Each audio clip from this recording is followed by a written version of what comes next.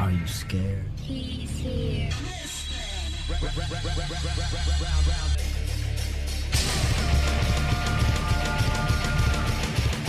I'm an American badass. Watch me kick. You can roll with rock or you can radio.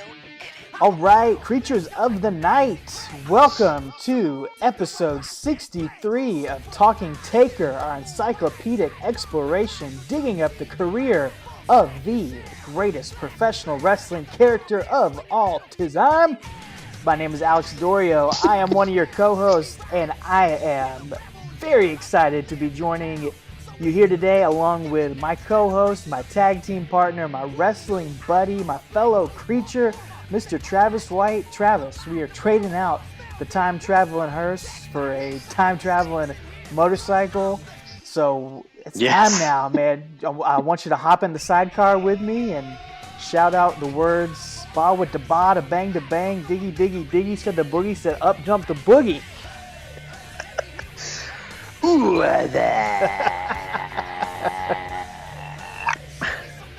that was timely too. Oh yeah. 2000. In the year 2000. I almost did that last week. I didn't know if people would get it. So. Oh, sorry. Oh man, so good. I didn't know if you would remember. Yeah, man. Oh, dude, man. Y2K is come and gone. Y2J is here to stay, though. Yeah, man. It's the year 2000 now here on Talking Taker. So, welcome to the new millennium, ladies and gentlemen. It's a new era here. It truly is, folks. We are entering the Biker Taker era here by jumping ahead to King of the Ring 2000. You know, serious jump. It's a huge jump from SummerSlam 99. Yeah.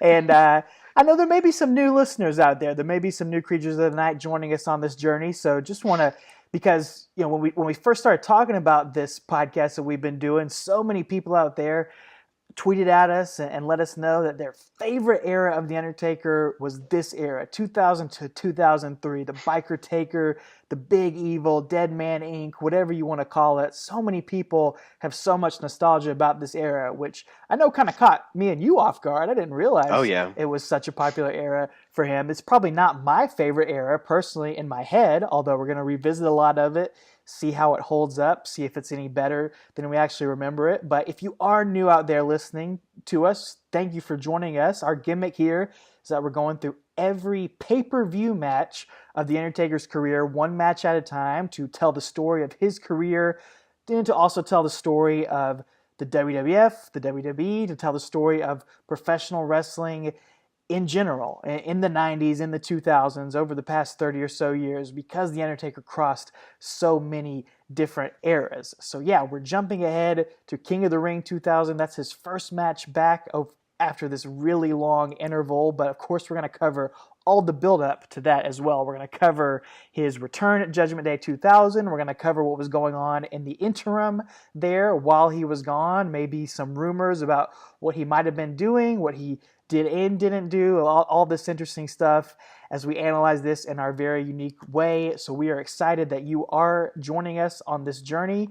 We do this podcast every single week. We put it out every single Friday, and we interact with you, our Creatures of the Night community, all throughout the week as well. So we hope that you'll follow us on Twitter, Facebook, and Instagram. It's real easy. It's at Talking Taker. On all those different services, we post a lot of really fun stuff throughout the week. A lot of YouTube videos, a lot of pictures from old WWF magazines, behind the scenes pictures, all this sort of stuff that kind of tells the story of this build as well, to kind of get you in the mood, to get you excited for these matches. And we encourage you. I know a lot of you out there go along on this journey with us and watch these matches throughout the week, so we want you to be doing that as well. And we've had a blast doing it, over 62 episodes, and we're kicking off episode 63 here with a big 6-man tag match. Yeah, this is our first 6-man on Talking Taker, I guess, on pay-per-view, right? I mean, we've had Survivor Series matches, we've had tag team matches, we've had Fatal 4-Ways, we've had Triple Threats. This is our first 6-man tag, I believe, we're covering here. So correct me if I'm wrong, but I think I can stand by that statement. So I think it's a very impotent episode. Super important. If you don't get that reference, go back, listen to last week's. Last week's episode was a sleeper, okay? It wasn't recapping a particular pay-per-view match. We kind of put a bow on the career of the Deadman, buried him, burrowed him, as the Big Show would say, burrowed him down in the dirt, gave him a dirt nap. Go back and listen to that. A lot of good nuggets. Probably one of my favorite episodes we've ever done. It was off the rails and fun and a lot of good stuff. So go back and check that out. Now we're up to speed. We're going to catch you guys up from what happened when the Undertaker disappeared. It's a shame we didn't get Leslie Nielsen on the case like we did back in '94. So. Maybe that's why he was gone so long. Who knew? Yeah. So we last left off at September 1999 on a SmackDown episode as The Undertaker walked away from Vince McMahon, telling him he didn't want to compete in a casket match against Triple H, and telling Vince McMahon to just deal with it. And The Undertaker was neither seen nor heard from again until May of 2000 on WWF TV, with one exception that we mentioned last week. He did appear at a Puerto Rico IWA show, doing a tag team match there. But yeah, basically he was injured, and we kind of cataloged a lot of these injuries over the course of this podcast. We really started to see them kind of pile up. I guess around the time of the Hell in a Cell match is when we really first started seeing him nurse a lot of these injuries, and kind of he was never really the same after that. It seemed like one thing after another. I think that No Mercy match, that triple threat with Triple H and Stone Cold Steve Austin, where he was just kind of falling apart there. Seemed like a lot of stuff was going on. But yeah, he uses this time really to heal up these injuries and I guess freshen up this character a little bit. Yeah, and he's gone on record saying he wasn't sure if was going to even retire during that time he was off too, but he didn't want to go out like that and leave on that note. So, and you and I mentioned too, I forgot how he was almost a biker taker before he even left. Like, it's just amazing because to me, I remember when he comes back, because we're going to talk about in just a second, remember it being shocking to me that he's coming out, he's riding a bike and, got the bandana on, but he literally looks exactly like he did, except when he left on SmackDown, because he was actually on a motorcycle. So I don't know. I guess my mind is playing tricks on me. I don't know, but I do love those last couple months of his 1999. It was fantastic, and yeah, he's coming back again. So cool stuff. He's coming. Yeah, I do think that's an important point that you bring up there, is that this transition is a lot less jarring than I had remembered it as well. Yeah. And I always assumed, I think the narrative is that the Undertaker Deadman character had just gotten so stale over the years, and it was cartoony and cheesy and didn't fit into the Attitude Era, and this was more of a move to refresh his career by going in this new direction. And I mean, I do think that's partially true, but I think the biggest thing here that I've realized going through all this stuff again is that the 1999 almost killed the Undertaker character off by making him so weak. Vince Russo putting him in this Ministry of Darkness storyline it didn't really make him stale. It had just forced the Undertaker to the background, made him less of this towering, menacing character that he had been so long. And I felt like he was actually starting to come back into his own here with this team up with Big Show, getting to show his personality, getting to be the more menacing guy that he really is and that we see here, but it was just cut short. And I think we've talked about on here, all this stuff that we're seeing here in 2000, it looked like we were already headed that way, whether he had taken this time off or not. Well, I think he went out, and while he was out, he was writing a bunch of punk cards so he can come back and cash them in. That must have been it. People's feet, Yeah. If you don't get that reference, go back to last week's episode. Please do. Please do. Shut your cake-hole and go back to last week's episode.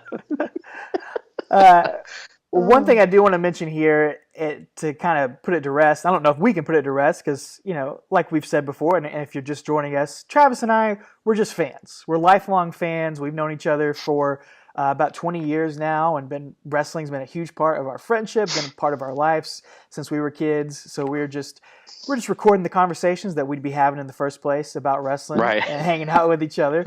So that's all we are. We don't have any backstage info or insider information, but we do our research for this podcast, and one thing I came across here in the Wrestling Observer and some other newsletters at the time is that there were some pretty major rumors during this period that Undertaker might have been jumping to WCW. That's what this whole transition to the biker character was really based in, and that he was not going to be able to bring the Deadman character over to WCW, so he was going to transition into this more real life Mark Calloway character, and he was going to be able to use that when he jumped over to WCW. And I have read that in multiple places, and tell me what you think about it, man, because I just don't buy it. WCW in late 99, early 2000, they were already in a free fall, dude. WWE was already dominating them. I just can't imagine somebody the caliber of The Undertaker, a guy that had been WWE, WWF back then for life, that was their mainstay guy, jumping to WCW in late 99, early 2000. I mean, he really didn't even have any of his closest friends or allies over there at that time. Right. All of his BSK buddies were, well, I guess the only ones, maybe Adams and Clark would have been there, but that's about it. Mm-hmm. You know? I mean, everybody else was still in WWF, and he wasn't buddies with, any of those guys like on the top, like Sting, Hogan, Nash, Yeah, those weren't his guys. No, they weren't at all. So I've never believed that, man. I really haven't. He's always been the WWF stalwart, and Sting has been the WCW one, man. They were they were the cornerstones of their companies. They never hop back and forth. So I don't buy that at all. I really never have, man. And I mean, Russo was he left in '99 in October, but then he got canned in like January, but then he came back in April 2000, and so he's actually back at WCW at this point, as we're going to cover in like June and July, or May and June, July. But he's still not there for very long. I think he lasts until like September or something, and he's gone again. So for good. So I mean, Russo could have done something with him. I guess about the only person he would have had in his on his side there. So, yeah. I don't know. I'm glad you brought that up too, Vince Russo. That's one of the biggest changes as we're jumping ahead in time now, is that Vince Russo, the creative force behind so much of the Attitude Era, the early Attitude Era, 97 through 99 stuff, is gone from the WWF. We mentioned that a little bit on the last episode. He's gone over to WCW. And look, man, I want to give Vince Russo his due. He was responsible for some of our favorite stuff that we talked about on this podcast, behind a lot of the stuff in 1997, and we have praised him for that. Actually, a huge fan of his new podcast, The Truth with Consequences, that he's doing with Matt Coon. You turned me on to it. It's really cool, in-depth look at his stuff, and he's being more honest about stuff than he's ever been. I really enjoy it. But as far as this era, I just got to say thank God that he's gone. Man, good riddance to him being gone, because the Ministry of Darkness stuff was, like I just said, some of the worst stuff that The Undertaker went through. It almost completely ruined his character, almost did irreparable damage to his character. And this is just my opinion, I just want to say that good riddance, man. I'm ready for him to be gone and to move on to a new era here. Oh, yeah. And, like we said, countless times, hopefully he was headed to this direction anyway, Taker, that is. Seemed like it. So who knows what Russo would have done with this version of the Undertaker? I don't know. But, yeah, I'm so glad that Ministry Taker is gone. I mean, I can't praise that enough. That was like a chore to get through those weeks to watch. And I'm excited to have fun. And we always have fun on the show, but I'm excited to have fun watching this stuff now and not have to labor through it. So good times. Good times are coming. And that's not the only change that's happened. Travis, why don't you tell us about some of the other things that have gone on? Why don't you get our listeners up to speed on some of the major differences between where we last left off and where we are jumping into right now? Yeah, so for just those of you, keeping score at home, in my notes, I just wrote that, the WWF as a whole has changed a lot since Taker's been gone. So you got Steve Austin, the top guy of the company. He's out with an injury since he got, quote unquote, run over by a car. That was back at Survivor Series 99? That's right. I think it was. And so he's out with a car. Talk about a storyline that fizzled out hard. But seriously, Austin's gone, and I love the year 2000. It's one of my favorite years of wrestling. And unfortunately, he's not in it for most of it, which is weird because it's still one of my favorites. But anyway, so he's gone. Like I mentioned earlier, Y2J is still here. Y2K came and went. Y2J is more of an upper mid-carder than he was back when he interrupted Taker and got his butt handed to him backstage last year. He actually held the world title for a couple minutes back in April of 2000. I That was remember an that awesome night moment. Yeah. so vividly. Yeah, I One of my remember you and I favorites. talking on the phone that night. Yeah. Oh, God. Kurt Angle has debuted, this blue chipper, picked up the business faster than anybody else ever, basically. Which all the Hall of Famer guys say that. So he's there. His stock is on the rise. The Radicals have come in from WCW, jumping ship to the WWF. You got an Eddie and Benoit kind of positioned for big things. Malenko and Saturn kind of slip down the card, but at first they came in main eventers. But and then you got Taz, who debuted, and he was destined for big things. And then he's gone on record saying that he knew his rise was over immediately when his music hit, and he got that pop at Royal Rumble. He said he just told himself, "That's it, I'm done." And because the pop was that big, but it wasn't something Vince created, so he knew Vince was going to slide him down the card, and Wow. it's amazing, which is true. So wow. he said that on multiple occasions. So and then good old. One of the backbones of Undertaker's, story that we've been telling here, Mankind Mick Foley, he is retired. And I put that in air quotations. He's retired. We'll see him again, but, big part of the Undertaker story from 96 to 99. And he's come and gone, and he's put over Triple H to try to make him the top heel in the company. So that's a lot of change in the last, you don't want to realize how fast that's changed, but the main event scene looks different than when Taker left, a little bit, or the upper mid-card scene definitely looks different. So it does. For a good thing, in a good way. Yeah, but it just reiterates a lot of what we talk about on this show and why we're doing this show is that The Undertaker is, and he's been gone for a few months, but he's coming back. He is the constant through all the different changes of all these different eras. And he is going to be the one that's going to, like we said, Mankind is gone. Stone Cold is basically done. He's going to have, 2001 is going to be a strong year for him, but that's honestly just about it. And we're going to cover him a few more times on this show, but he's nearing the end. And Undertaker is still going to this day, 18 years later. Man, that is wild. Two other things I wanted to mention along with that, storyline-wise, is that the WWF title, since we last left off, has gone from Triple H, who won it at Unforgiven 1999, to The Big Show, back to Triple H, and then to The Rock now. So that's where the WWF title is sitting as we pick up here. And of course, the big storyline going on is that Triple H and Stephanie McMahon have gotten married in a shotgun wedding where Triple H drugged and did things to Stephanie McMahon, but apparently that was all part of the plan somehow. Good Lord, that whole storyline is ridiculous when you really think about it.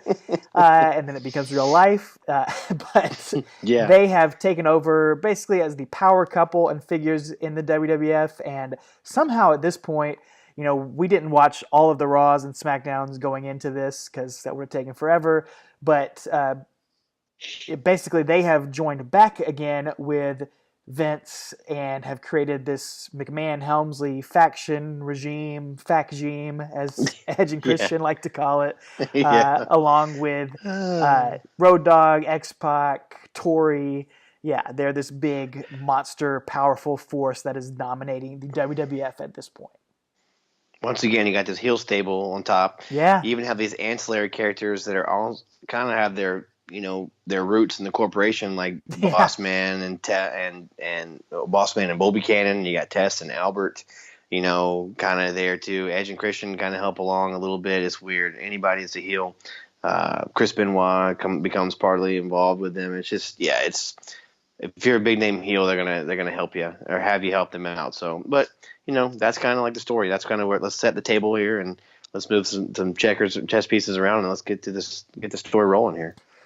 So Judgment Day 2000, this is where we've got the main event of Triple H versus The Rock in an Iron Man match for the WWF Championship with Shawn Michaels as the special guest referee in the absolute worst referee outfit of all time. Tank top that looks like he's just wearing pajamas, man. He's just got a long shirt on. You can't see his shorts. It's so embarrassing, man. More embarrassing than whatever he looks like now is this right here. And I love Shawn Michaels so much, but this stuff is embarrassing. It's bad. Look back on. And Okay, so my memory tells me that during this time there were vignettes airing on Raw and SmackDown with these creepy little schoolgirls telling nursery rhymes saying he's coming, his judgment day is coming. Do you remember that too? Yes, I do. Okay. I'm glad I'm not going out of my mind because I cannot find any evidence of this online, dude. I can't find it on YouTube. I can't find it on Daily Motion, and I certainly can't find it anywhere on the WWE Network. I thought this was like Mandela effect, like misremembering something. I was going crazy doing my research for this because it's like erased from history. I I remember that specifically, unless it is a Mandela effect thing. Did it just happen at Judgment Day? I thought it happened I on Raw and swear it SmackDown happened. stuff. Now I did see. I was reading people's recaps, and it does. I found some where they say those videos were on there, but dude, I can't find the videos. And maybe our listeners out there can Google things better than I can, but I Okay. can't find the old videos with this on there. But that's what was building up towards the Undertaker's big reveal. Although they weren't Yeah. saying what they were all for, they were very mysterious, very creepy. Yeah, they were really weird. They were like the girls from The Shining almost. They're just creepy. Red rum, red rum. But it was just, I specifically remember those on Raw and SmackDown. But yeah, I didn't see them. I went back and looked over a few notes from some episodes building up to Judgment Day, and I didn't remember reading those in those recaps either. So Right. y'all let us know if you remember that or not, man, because all of a sudden it hits here at Judgment Day near the end of this match, and it's like, I mean, I specifically remember seeing that before, but I don't know. Doesn't make any sense. So It doesn't, and that's going to be one of the big things we talk about on this episode are edits on the WWE Network, and that's the first of them right there. So, yeah, this match is going. If you never watched this Iron Man match, definitely check it out. It's a heck of a match here. Maybe you could argue maybe even better than Shawn Michaels and Bret Hart. Man, it's a very different style Iron Man match. I don't know, disagree. man. It's pretty wholeheartedly disagree. good. Okay, all right. That's my favorite Iron Man match. We had our disagreements last week, and we're going to talk about that later And then on as well. I love Brock and Angle's Iron Man match too for That SmackDown. is- That one was great. That is great. That's my second favorite one. Okay, all right. It is all tied up with about 2 minutes left, Triple H and Rock, when, here we go, the interference starts going crazy here. DX jumps in, the McMahons jump in, everybody's interfering as the clock is ticking down, and then these creepy nursery rhyme girls appear on the Titantron, the ones that we talked about. This video starts playing, they're in some warehouse, and they recite this poem. As I lay me down to sleep, I pray my soul is mine to keep, and never step outside this bed, never into all the evil, now back from the dead.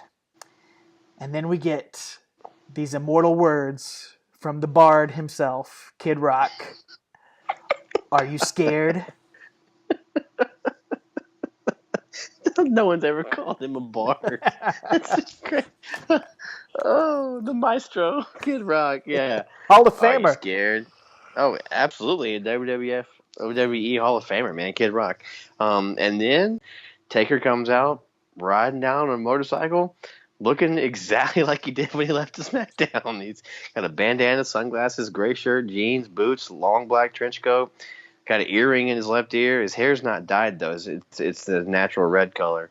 Yeah. Booger red, as JR will go on to call him. That's the big difference in the look here. And he's got Yeah. the beard grown out instead of just Yeah. the little chin goatee that he'd been having.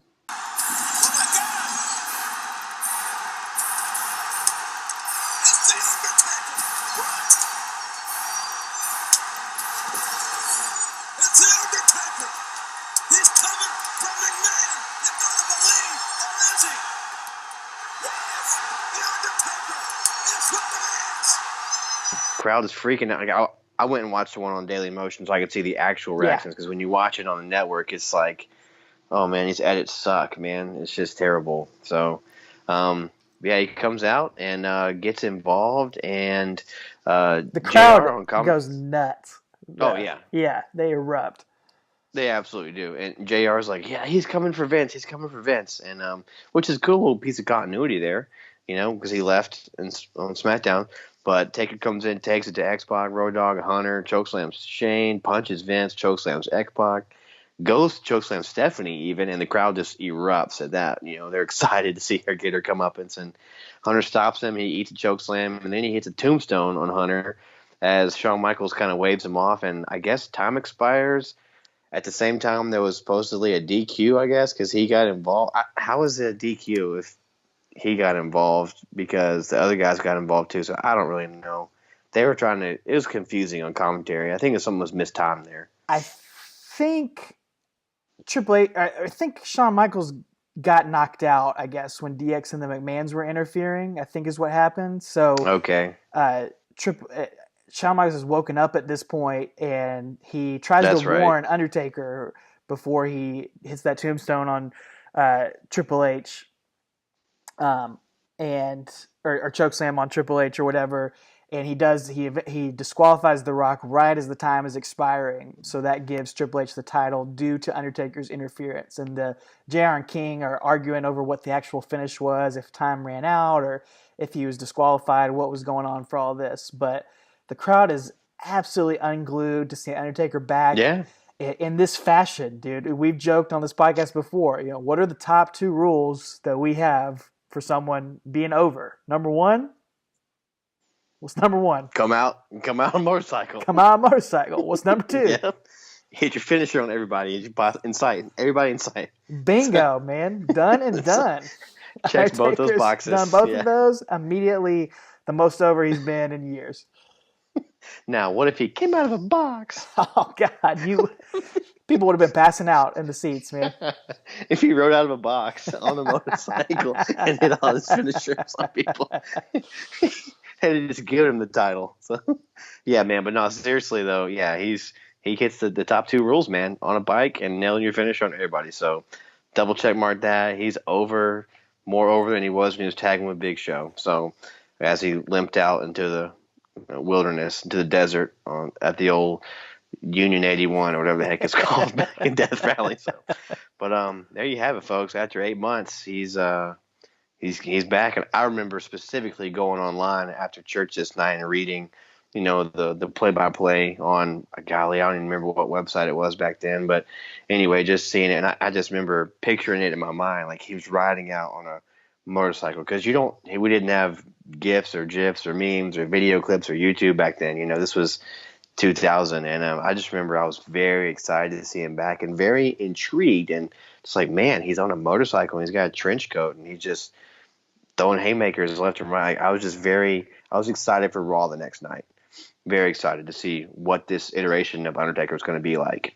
Absolutely. It is a big reinvention. I know we talked about it. It was a gradual thing, and we were definitely seeing the pieces of it, but it's still a big deal. It's still a big change, and that's one thing I wanted to say here. I looked up a little bit of the This Is My Yard DVD that WWF put out, I think in 2001 or 2002. I'm not sure when exactly, but it was the first DVD, one of their very earliest DVD profiles they ever put out about anybody back in the day. And it's got, I don't know if there's enough meat on there for us to do a whole episode on that, like we did with the Coliseum videos, because it's mainly clips. There's not a lot of original extra stuff on there, but there's some cool interviews. Polo. No Johnny Polo commentary there. But that's Chris Jericho is one of the talking heads on there, and he praises Undertaker during talking about this comeback, calls Undertaker actually the Madonna of the WWF because of him constantly changing his look and his character, which is a funny comparison, but if you look back, it's kind of true. As we've covered along all these episodes, he has been constantly changing his look up every time he comes back. Even back to the purple gloves. Man, his first time he was gone, he came back with a little bit different look. Then he went away for a little while and came back with the little Bat Taker look at Survivor Series 96. And he has constantly been evolving. When he became evil and the Lord of Darkness, he changed his attire, he changed his hair, changed his goatee. He was always reinventing himself, and that's something that, funny enough, we've seen Chris Jericho do as well. That's his specialty.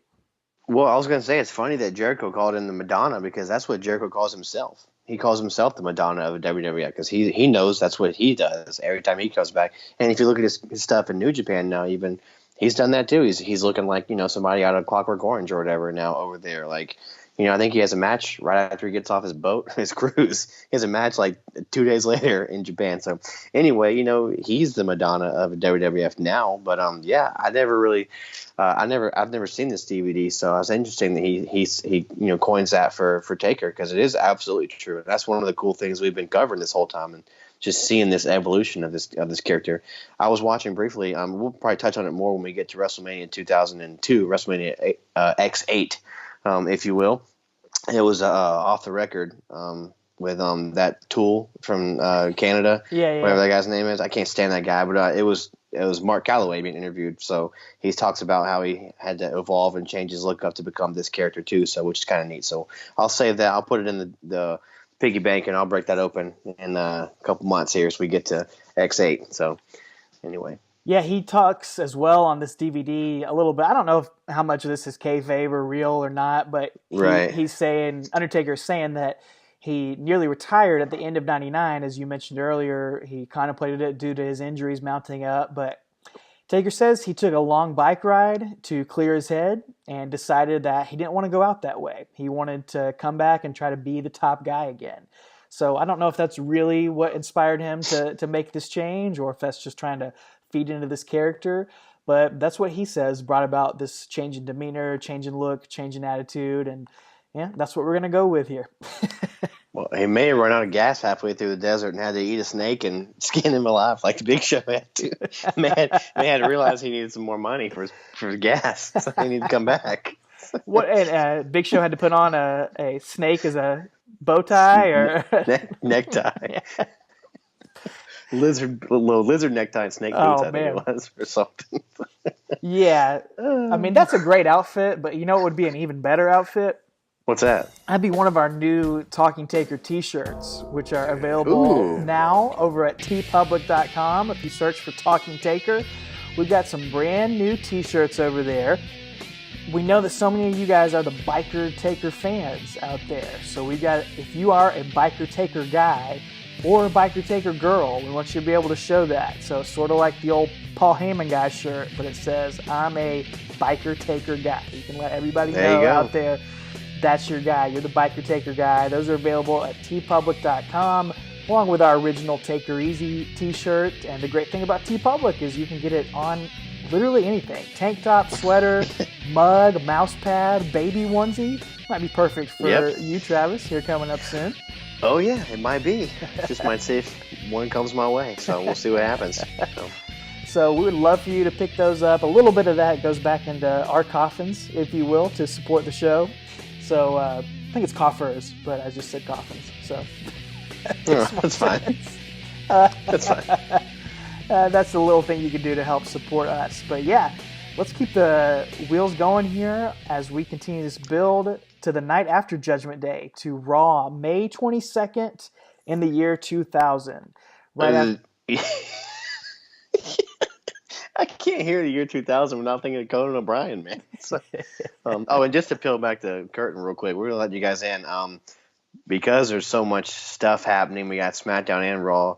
We kind of cut it in half this time, and Alex is covering the Raws, and I'm covering SmackDown. So not because we're lazy, but it's because we thought we could kind of focus on that and just make that, easier than us both having to watch everything and come up with the same exact stuff. So we're splitting up a little bit. So I'll be hearing some new stuff for the first time. He'll be hearing some stuff for the first time. And let us know how you feel about that. We'll see if we can continue this, because it's a lot of content coming our way nowadays. It is. And one of my things about this is that we talked a little bit back in when we were covering 97 and 98, really, that it felt like there was so much stuff going on that they were trying to cram 8 weeks worth of story into 4 weeks worth of TV.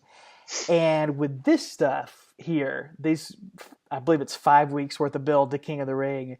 It feels like they've got 5 weeks worth of story and they're trying to stretch it over 10 or 12 episodes of TV here. It is really stretched thin, this story. There's going to be a lot of just filler and all this stuff. So we're going to try to hit you with the highlights and all the important stuff. If we skip over some of the details, it's because, man, it really didn't end up mattering in the long run. Yeah.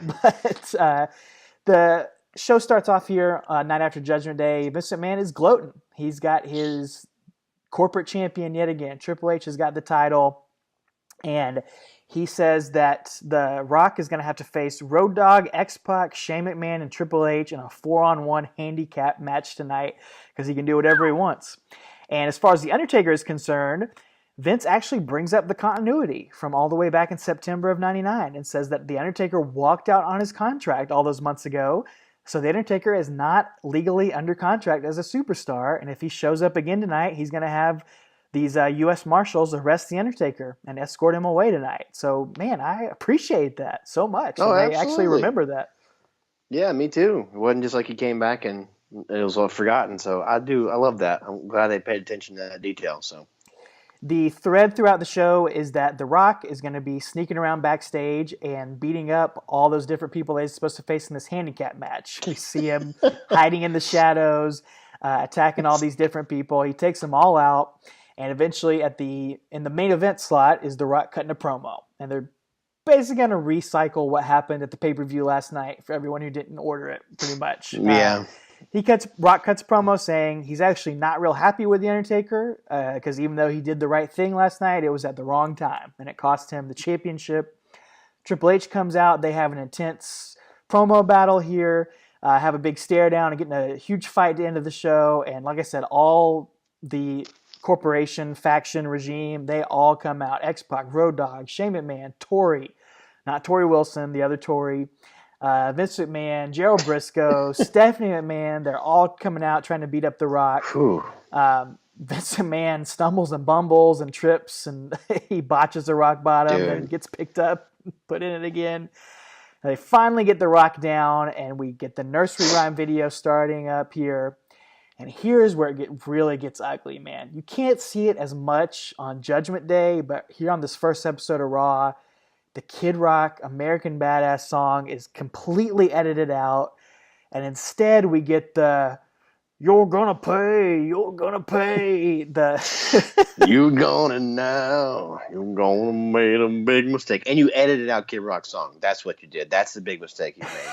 It's terrible. Oh, it's brutal. And not only that, that means that the crowd noise is edited out. Yes. A lot of the commentary is edited out or muted down really low where it's all mumbled and jumbled and you can barely hear what JR and King are saying. And it completely takes the effect out of this whole entrance, this whole scenario. That is so much. I mean, we all know how important entrances are to wrestling, and how important music is. And when you change it and you take away, look, I never thought I'd be pining for the music of Kid Rock before this moment. Oh, I told you a long time ago. One day you're going to wish you had. Oh, but come on, dude. Why not pay for the rights for this song? It's like, especially nowadays, they're getting all this money from Saudi Arabia and Australia and wherever. Like, just pay Kid Rock. Up like 1,000%. Yeah. What do you need to do? He's in the Hall of Fame too. I mean, I don't get it, man. It definitely takes away. It's like the Highway to Hell, man. Back at SummerSlam '98, really, I don't know, important part of the entrance and the story and everything, because the commentary refers to him as that, American BA, and it doesn't make sense if you're just watching this for the first time. You're like, what? Why are they calling him that? Yeah, why does it doesn't make any sense. No. So, yeah. It's like if you're watching Star Wars and you got a copy of Star Wars on DVD and Darth Vader, every time he comes out, you don't hear that, classic. Dun, dun, dun, dun, dun, dun. Yeah, you don't hear the Imperial March. You hear something else. You hear like a MIDI version of it, like 8-bit version of it in there. Like, what? That's not how I remember it.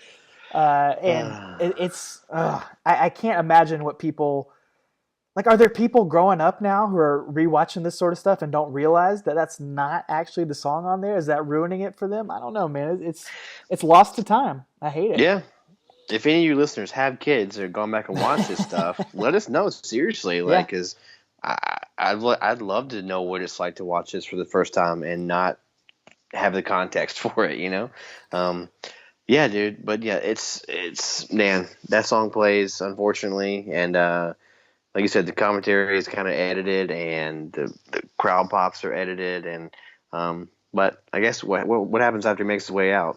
Well, he does. Yeah, we could harp on that all night. But what happens is Undertaker rolls out on the bike, and one by one, he takes out all the corporate goons. He leaves his bike up at the top of the ramp, and then decides he's going to try to run over Vince McMahon. And he does so at about 3 miles per hour. Just slowly goes There you after go. Vince, and Vince jumps out of the way.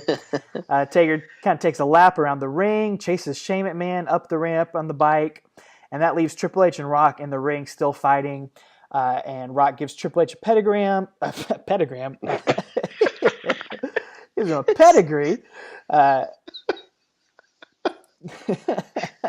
But Rock fights out of it. Rock gives Triple H a rock bottom through a table to end the show. So that's the main story here. We got two huge stars fighting it out, trying to be the top guy.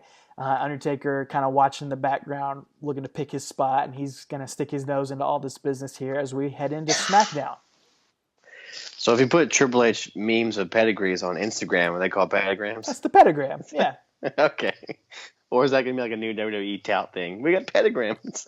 It's instantly. It's all instantly Triple H all the time. It's just all pedigrees all the time. Yeah. Yeah, that brings us to SmackDown 40 on May 25th, 2000. And this opens with the cops are already in the ring. We got Vince, Shane, and Joe Briscoe. Where's Pat Patterson? Did he disappear on Monday or something? Was he there? No, but we're going to see plenty of Pat Patterson here. Oh, yes, we are. So Vince basically reiterates, if he shows up, Taker shows up, he's going to be arrested for trespassing because, again, he's not under contract. And just then Taker rides by. This is in the back again. Rides by on his motorcycle and basically tries to run Vince over repeatedly. And he basically scares him and the goons kind of up a set of stairs or up a ladder. And, that's just kind of they avoid the Undertaker. And that's kind of how the show kind of does a cold open here. And then we get a new introduction for something wonderful about our lovely friend, our investigative journalist, Michael Cole. And you did actually watch this episode of SmackDown, so I'll let you take this away. Are you talking about the highlights in his hair? He's got. Yes. Yes. Oh, man. Reminded me of you. Exactly. Reminded me of me. I tried that as well. It was 2000. Everybody was doing it. That's right. Yeah. It was awful on him and on me. So luckily I wasn't on national television though. Good point. Yeah, I didn't look like as big a tool as he did to millions and millions of the Rock's fans. So anyway, after Speaking that, of national television, have you watched House on Haunted Hill yet? Haunting of Hill House, on Netflix? No, I have not. Oh man, check it out. You might see somebody you know on there. Really? Yeah, back of my head's in episode number 9. You're in number 9? Oh, all right, excellent. Is that the one you were filming with Batista, or no? That's Stuber. That comes out next year. All right. Yeah. Well, I'm looking forward to that. I'll look for the back of your head in number 9. Yeah, check it out. Creatures of the Night. Absolutely. Let me know if you spot me on there. Oh, I definitely will. I'll go straight to number 9. So I don't have time for new shows. I'll go to number 9 and look for your back of your head. So just like John Lennon. Number 9. Number 9. Oh, we're just dropping our favorite Beatle. Oh man, yeah. So Vince comes to the ring and he basically berates these rent-a-cops for not doing their job backstage. Blames them and then he says, "I want to make sure you guys have bullets in your guns." And he calls out Taker. Dang. Yeah. He's like, "You got those guns loaded?" So I was just like, "Whoa, that's a little much." And then Taker's music hit, but again, it's on the network, so it's that Big Mistake song, which is a big mistake. So he saunters out on the stage. He doesn't have his bike.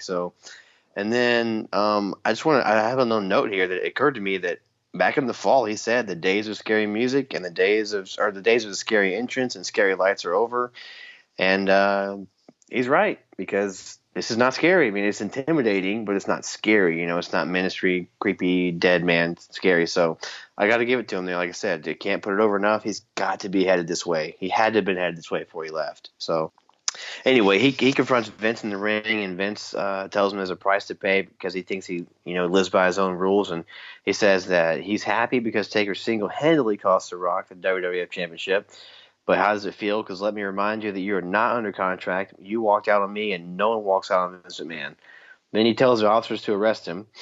And then Taker fires back with some great lines here. I love this. I love this version of Taker, this too. Was awesome. Yeah, he's like, Now check this out, boss. This is the way it goes down. Do you ever talk to your old lady anymore? You talking about Linda McMahon? That's his wife, the CEO of this company. Because if you did, you would know before Judgment Day started, she signed me to a fat contract. Linda McMahon is struck again, Kane. She re-signed the Undertaker. And that by fat, I mean lots of years, and lots of zeros. He's like, so you get the pleasure of paying me lots of money to kick your stank stank butt. And I love this Undertaker, Like man. ghetto taker. Yeah, he is, man. Like he's from like Texas, but he sounds like he's from like I don't know. Sounds like he's been Harlem. hanging out with Kid Rock.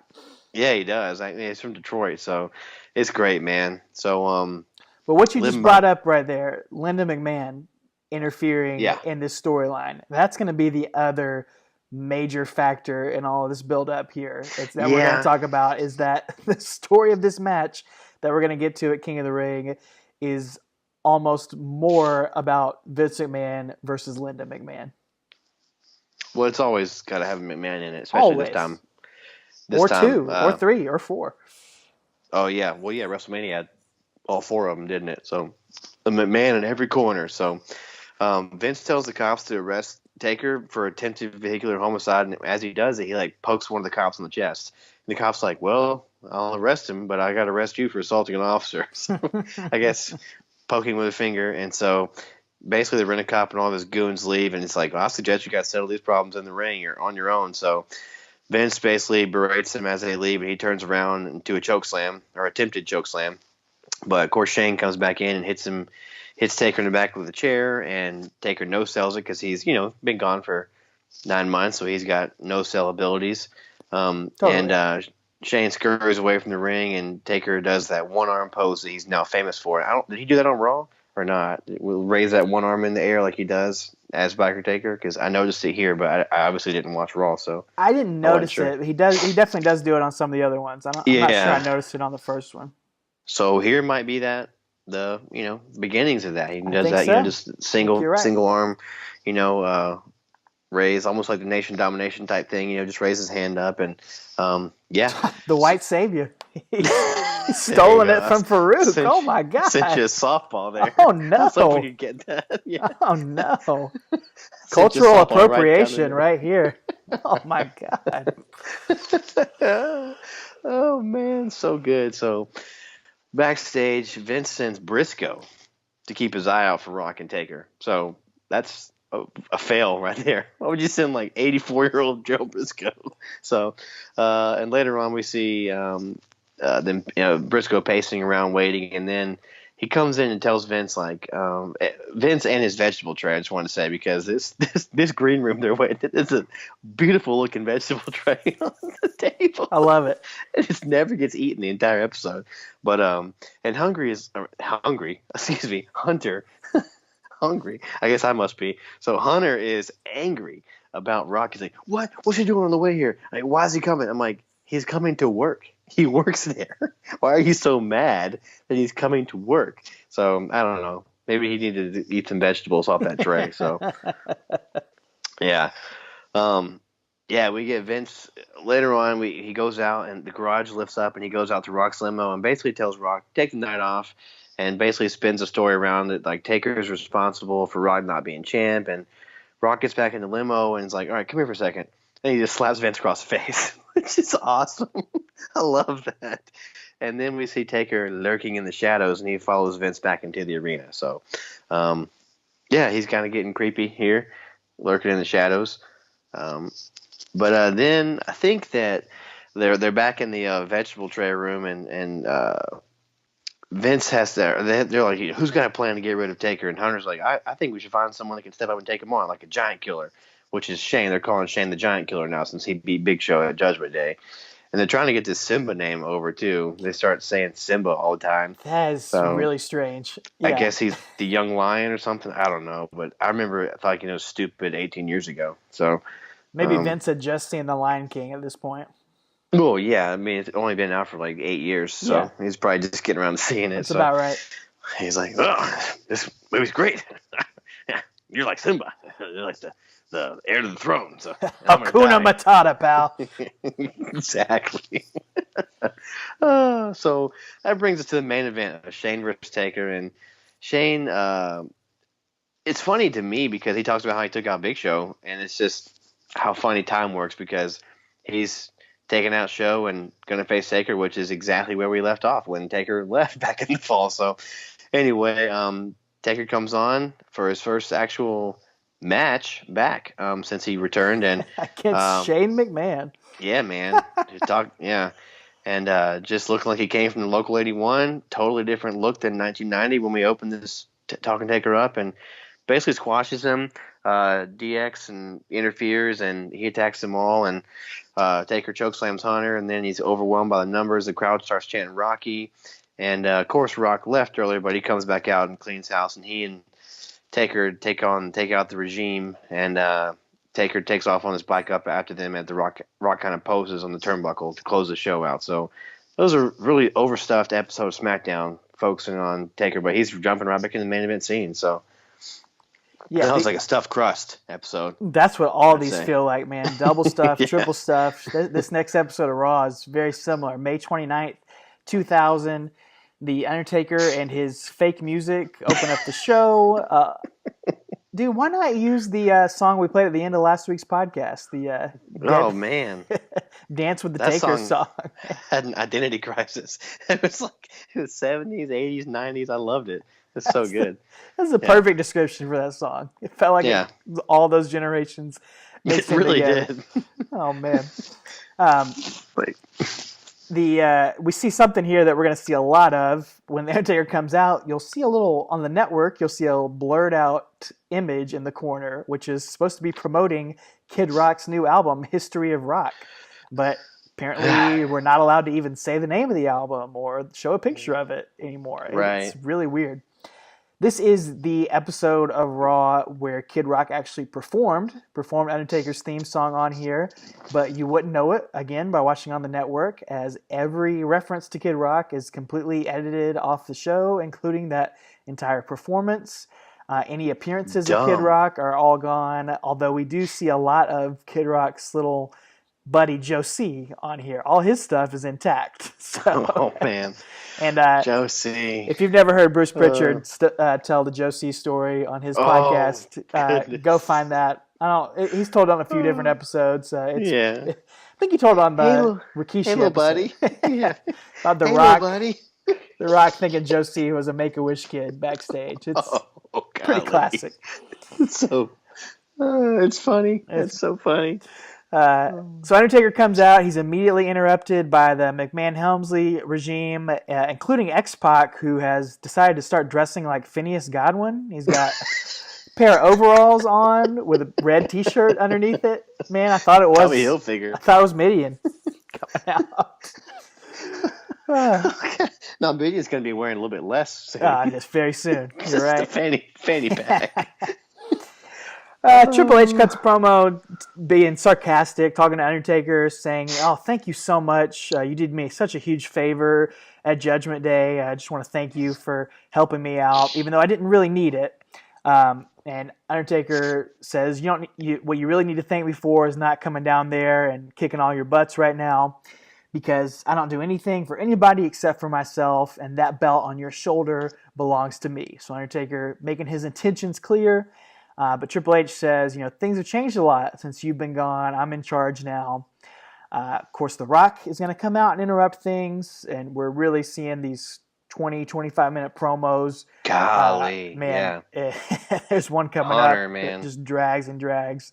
But Vince cuts The Rock off as he's talking and basically is going to look at the situation here and say he wants to get to the bottom of Undertaker and Rock's partnership. He's got an idea.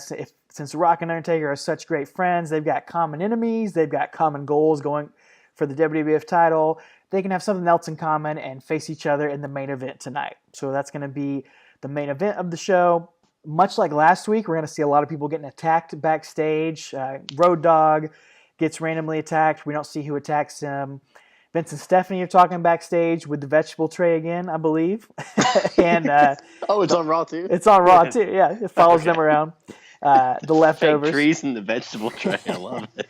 Vince, the lights go out, and Stephanie screams, and Vince wakes up, or the lights come on, and Vince is on the floor, so he's been attacked backstage. Our investigative journalist, Michael Cole, interviews The Rock, and Cole asks The Rock, says, "Are you looking forward to facing The Undertaker since he cost you the title at Judgment Day?" Rock says he is looking forward to it, but not because of that. It's because he'll do anything in his power to get the WWF title once again. Kevin Kelly talks to Undertaker, and he asks him about what's going on with these attacks. And Undertaker says, "I don't know, but I know it couldn't have happened to nicer people in the faction, the regime."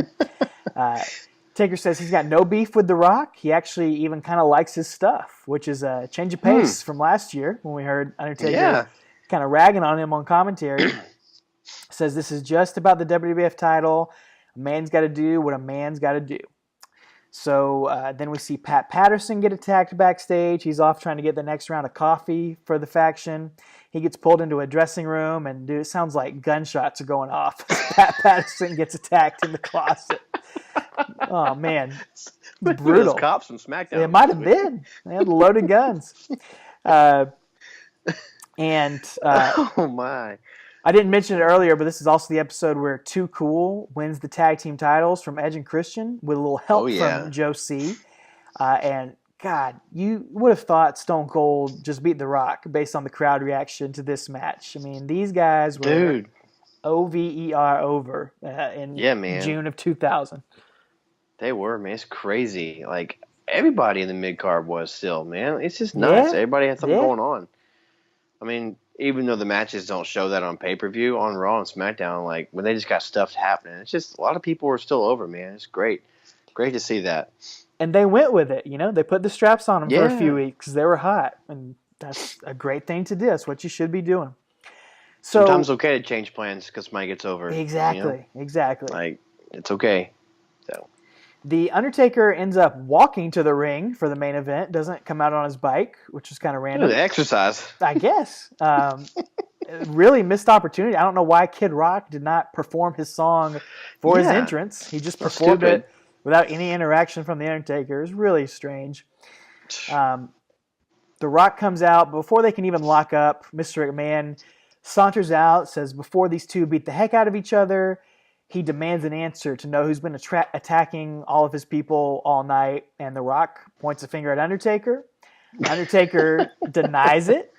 And the crowd wants it to be Austin. They start chanting, Austin, Austin, Austin. But Vince says, well, you're both obviously lying, so I'm going to punish you, and this match is now going to be a lumberjack match. So Vince calls out all of the regime, like you said, TNA also, Bull Buchanan, Big Boss Man, all these different mid-card heels as the lumberjacks. Yeah. And Taker and Rock, they stare each other down. They turn around and look at the lumberjacks, and they decide to go after them. And it gets a huge reaction to the crowd as they beat up all these heels. Bull Buchanan eats a rock bottom. Big Boss Man gets a choke slam. Everybody gets knocked down. Even Pat Patterson takes another massive choke slam. I love seeing him take bumps. He's 60 years old. Finally, Triple H gets a low blow on The Rock, and 20 heels are able to take down these two baby faces. But it's not for long, as all of a sudden, flames go off on the stage, and Kane returns, who's been out with an injury for a few weeks. I didn't even realize he was gone, but he'd been missing for a few weeks at this time. And he comes out, takes out everybody one by one, including his former best friend, X-Pac Godwin. Henry Phineas from X-Pac Godwin. He's the lost cousin. Triple H eats a giant chokeslam, and Kane grabs the WWF title for himself, holds it over his head as Undertaker and The Rock stare at him in the middle of the ring. And now we've got three guys gunning for Triple H's title. I didn't remember Kane being gone either, but I guess he was. So, yeah, man, I'll tell you what, though, man, like as laborious as some of this build is and repetitive, it is neat that they're making the title like the important thing on the show. You Yeah. know, like the personal things are theirs too, but like it's all revolves around the title, which is kind of neat to see. I remember talking about back in 1997 with Austin and Bret Hart and the Fatal 4-Way stuff. Like that was, all that was all about the title. Everybody would do whatever they had to do to get the title, and it's kind of neat to see that again here. So, we'll tell you what, Kane took that title and he didn't just stand with it in Raw and give it back. He brought it to SmackDown 41 on June 1st. Get this thrilling match. Jeff Hardy's about to pin Sky Too Hottie, and then Kane's music hits, and he comes out carrying the title with him. So, he chokeslams both of them. Again, doesn't care. They're both good guys, Jeff and Sky Too Hottie, and Kane is too. He chokeslams both of them. He grabs a mic and he's like, "Triple H, if you want your WWF Championship belt back, why don't you come out and take it?" And at this point, King and Cole are like, he's talking. They're like mesmerized. Like he's like, yes. Like, do you not remember the heartfelt moment when X-Pac like threw his little gimmick away and we all shed tears because it was so heartfelt and amazing? And like, where have you been? Like, he can talk now. I don't know. It was just kind of like upsetting to see them not follow along with that. But Yeah. So Hunter and Steph come out and Hunter starts to talk, but he gets drowned out by some R-rated chants from the audience toward himself and his mistress here.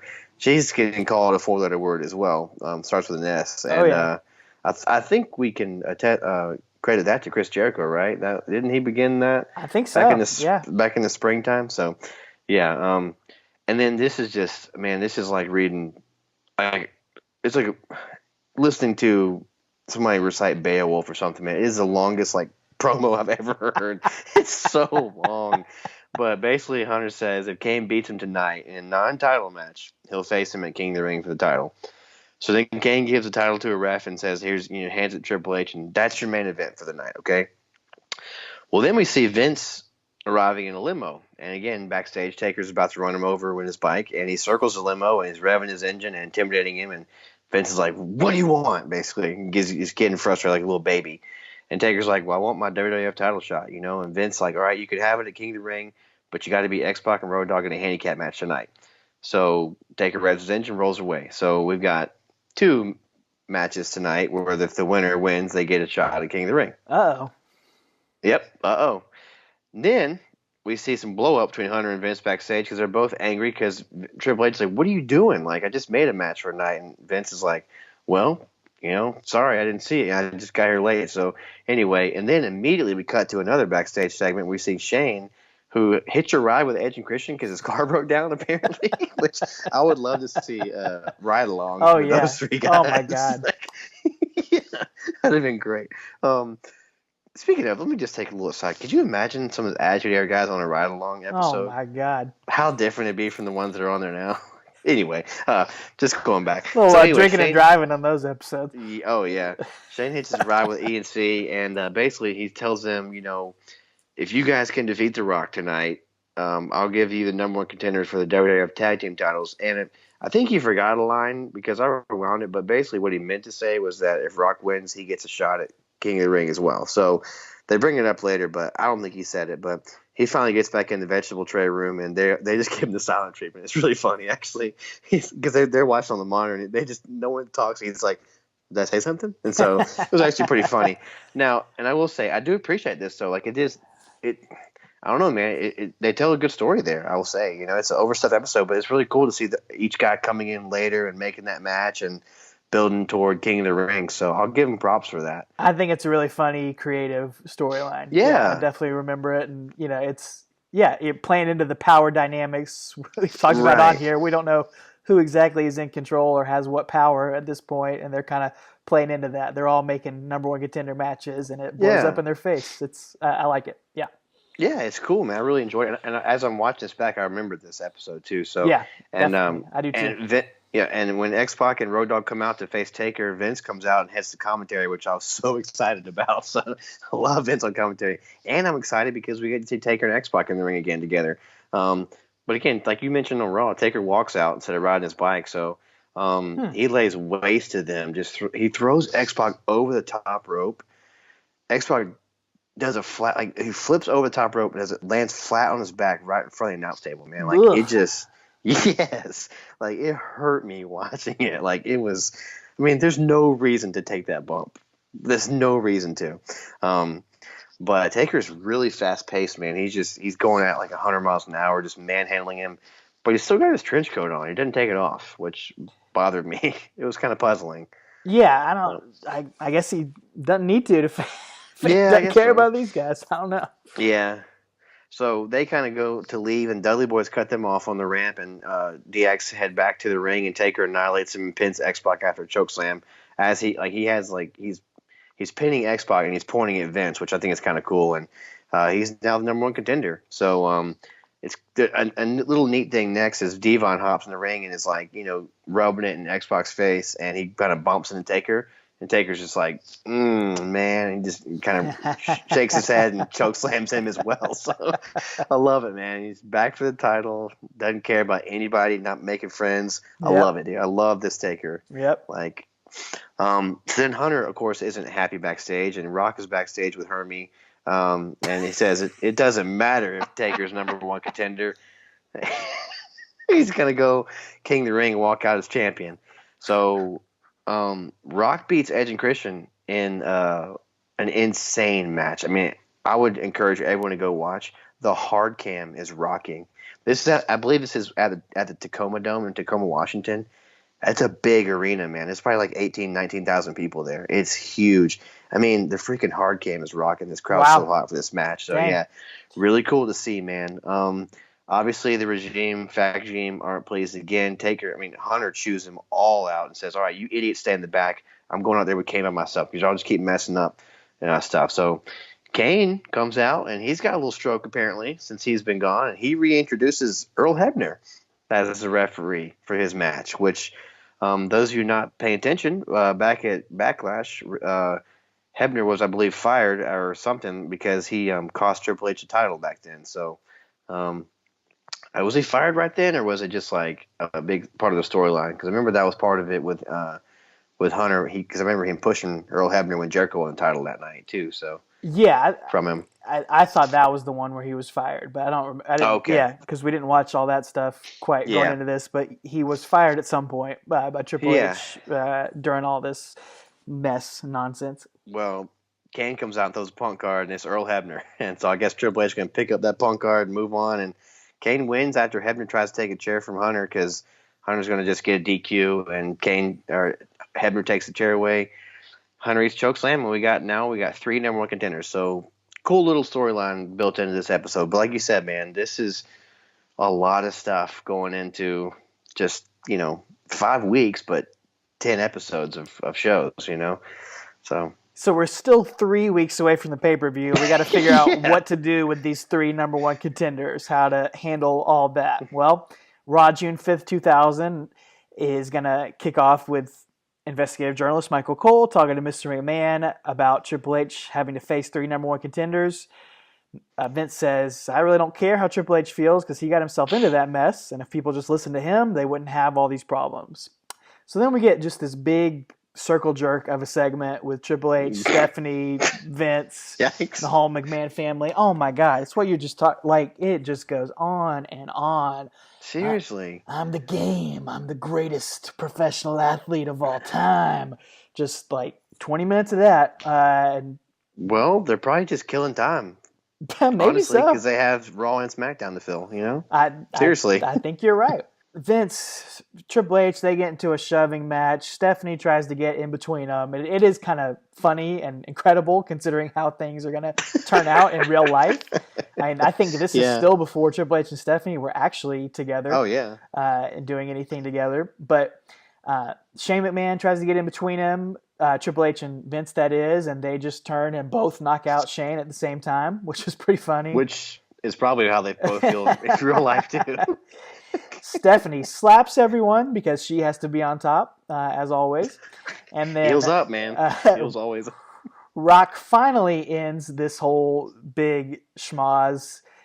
Kane comes out. Undertaker comes out as well. Everyone's arguing over who is the true number one contender. So Vince says they're going to settle it tonight. They're going to have a triple threat match, and the winner will face Triple H in the main event as the true number one contender. So Kane and Undertaker both get interviewed and both say the same thing, that they're no brothers and no friends in this triple threat tonight. That match, Triple H comes out and does commentary for it. It happens in the middle of the show. This triple threat with Undertaker, Kane, and Rock. It's about as much fun of a 4-minute match as you can have. I mean, they just play it like it's the end of a 20-minute match. They're doing finishers on each other, tossing each other out of the ring. They're sprinting at each other for 4 minutes.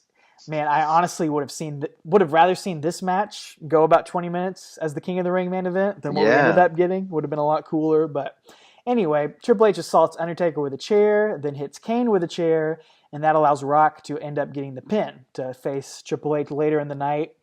And that match, again, I encourage people to go out and check that match out. Triple H and Rock have a pay-per-view quality match here on this episode of Raw with some really hot near falls. Crowd is really getting into it, thinking they might see a title change.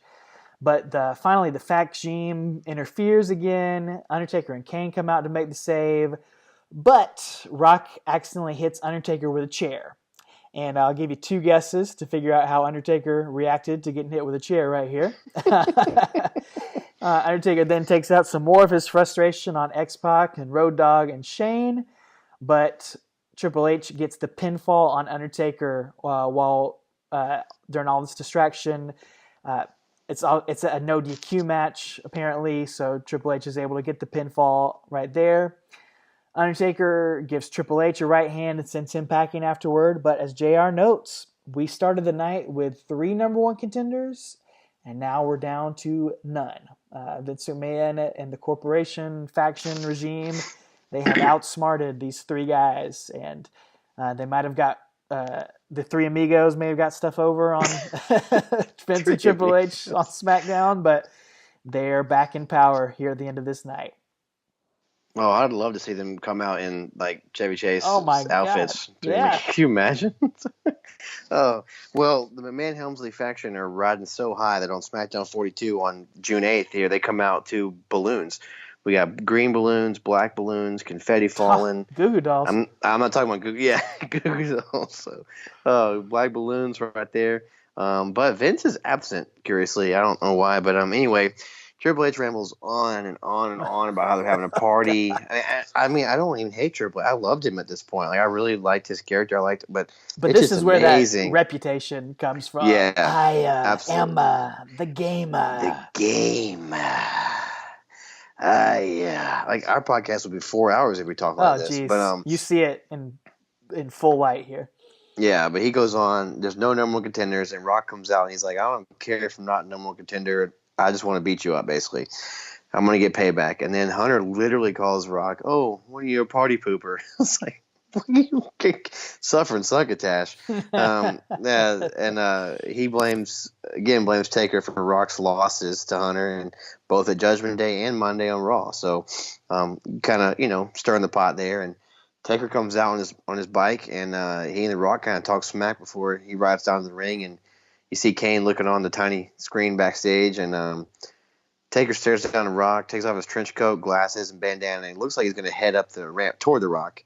Then he just kind of shakes his head, turns around, and rushes the ring and takes out the entire faction here, which is always just cool to see, man. But then, of course, they're like little, ants, and they overwhelm him, and The Rock kind of stares on and doesn't want to come help, but eventually comes down, and then Taker tries to hit X-Pac with a chair, but as he moves, Taker nails Rock again with a chair. So they're having this accidental, this is a go-to storyline for the friends or the not really friends have to tag up. They all of a sudden accidentally hit each other, which is playing out on SmackDown Live as we currently speak in real life in 2018 between AJ Styles and Daniel Bryan. But anyway.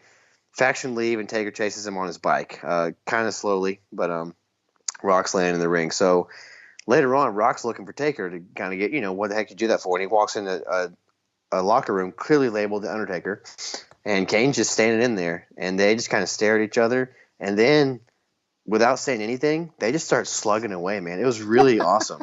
It was really cool to see. And the referees and all these jabronis come in and break them up. It was intense, man. Like it was really cool to see. So Shane's got an idea. It's going to be Road Dogg, X-Pac, and Triple H versus Kane, Rock, and Taker. Which probably should have been the main event of King of the Ring. Honestly.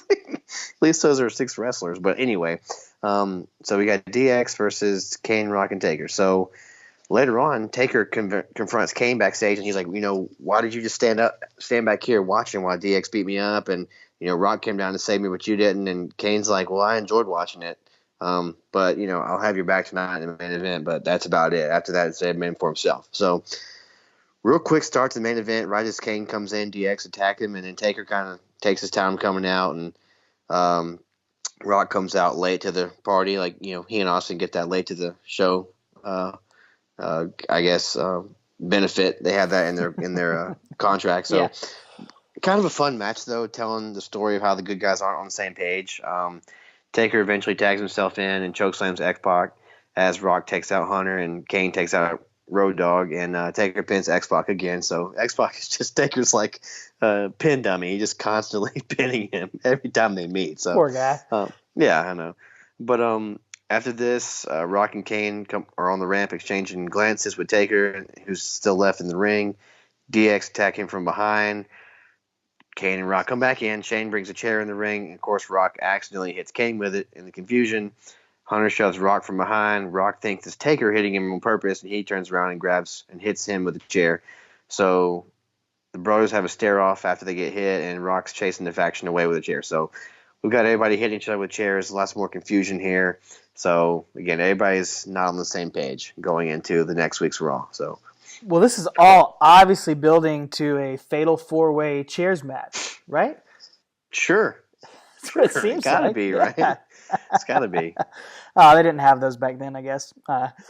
Well, Raw June 12th, 2000 is going to give us some clarity, I guess, as to what we're building towards at King of the Ring here. And Rock comes out to a typically ridiculous reaction. Man blows the roof off the place as he comes out. The three amigos aren't able to get along, as we just talked about on SmackDown, and they're all about to face off with each other. When all of a sudden, Linda McMahon, of all people, comes out to play the peacemaker between these three giants. Titans of the World Wrestling Federation, which is the most ridiculous thing I've ever seen in my life. And this segment, You want to talk about Triple H dragging on. Linda McMahon talks like she's talking in half speed. Her promo sounds like this as she talks during this show. It's brutal. That's awful, man. Are you three great competitors going to get sucked into that old divide and conquer strategy? I don't think so. You can't let that happen. You cannot fight against each other. You've got to be united. You at least, for the next 2 weeks, until King of the Ring, need to join forces. The McMahons and the Helmsleys interrupt, and Vince gets to mouth off to Linda. He is just relishing this as he tells Linda, "Oh, you must think you're some sort of Mother Teresa, some sort of Joan of Arc, or perhaps an attractive Janet Reno." Which, ooh, yikes! Says, but she's actually a meddlesome goody two shoes, castrating shrew of a wife. It's really letting loose. He called her a shrew. Okay, he calls her a shrew on SmackDown, so I wondered if he said it before. He loves it, man. He's getting away with what he actually thinks. He gets to say, yeah. "Oh, I'm just playing a character, honey." Yeah. That's like when he writes himself to make out with all these attractive women when they get into the company, too. Linda's trying to get these three guys on the same page. Vince says he's intrigued by the idea of these three teaming up and asks Linda to explain what she means. Linda says Undertaker, Kane, and Rock are going to team up at King of the Ring, and their opponents are going to be Triple H, Shane McMahon, and Vince McMahon. And Vince immediately and angrily says, "I accept that match."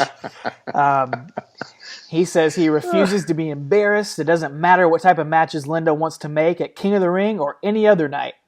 So behind him, Triple H is like losing his mind. Shane's going crazy, but Vince is just on fire with rage at Linda, and it's influencing his decisions. So Linda says, "Oh, you don't care what kind of matches I make? How about Triple H defending the title against anyone I choose tonight. And how about Stephanie McMahon defending the women's title against Lita? And if anyone interferes, Stephanie will be disqualified and Lita will win the title. So that's another thing we didn't mention, is that Stephanie McMahon is the women's champion.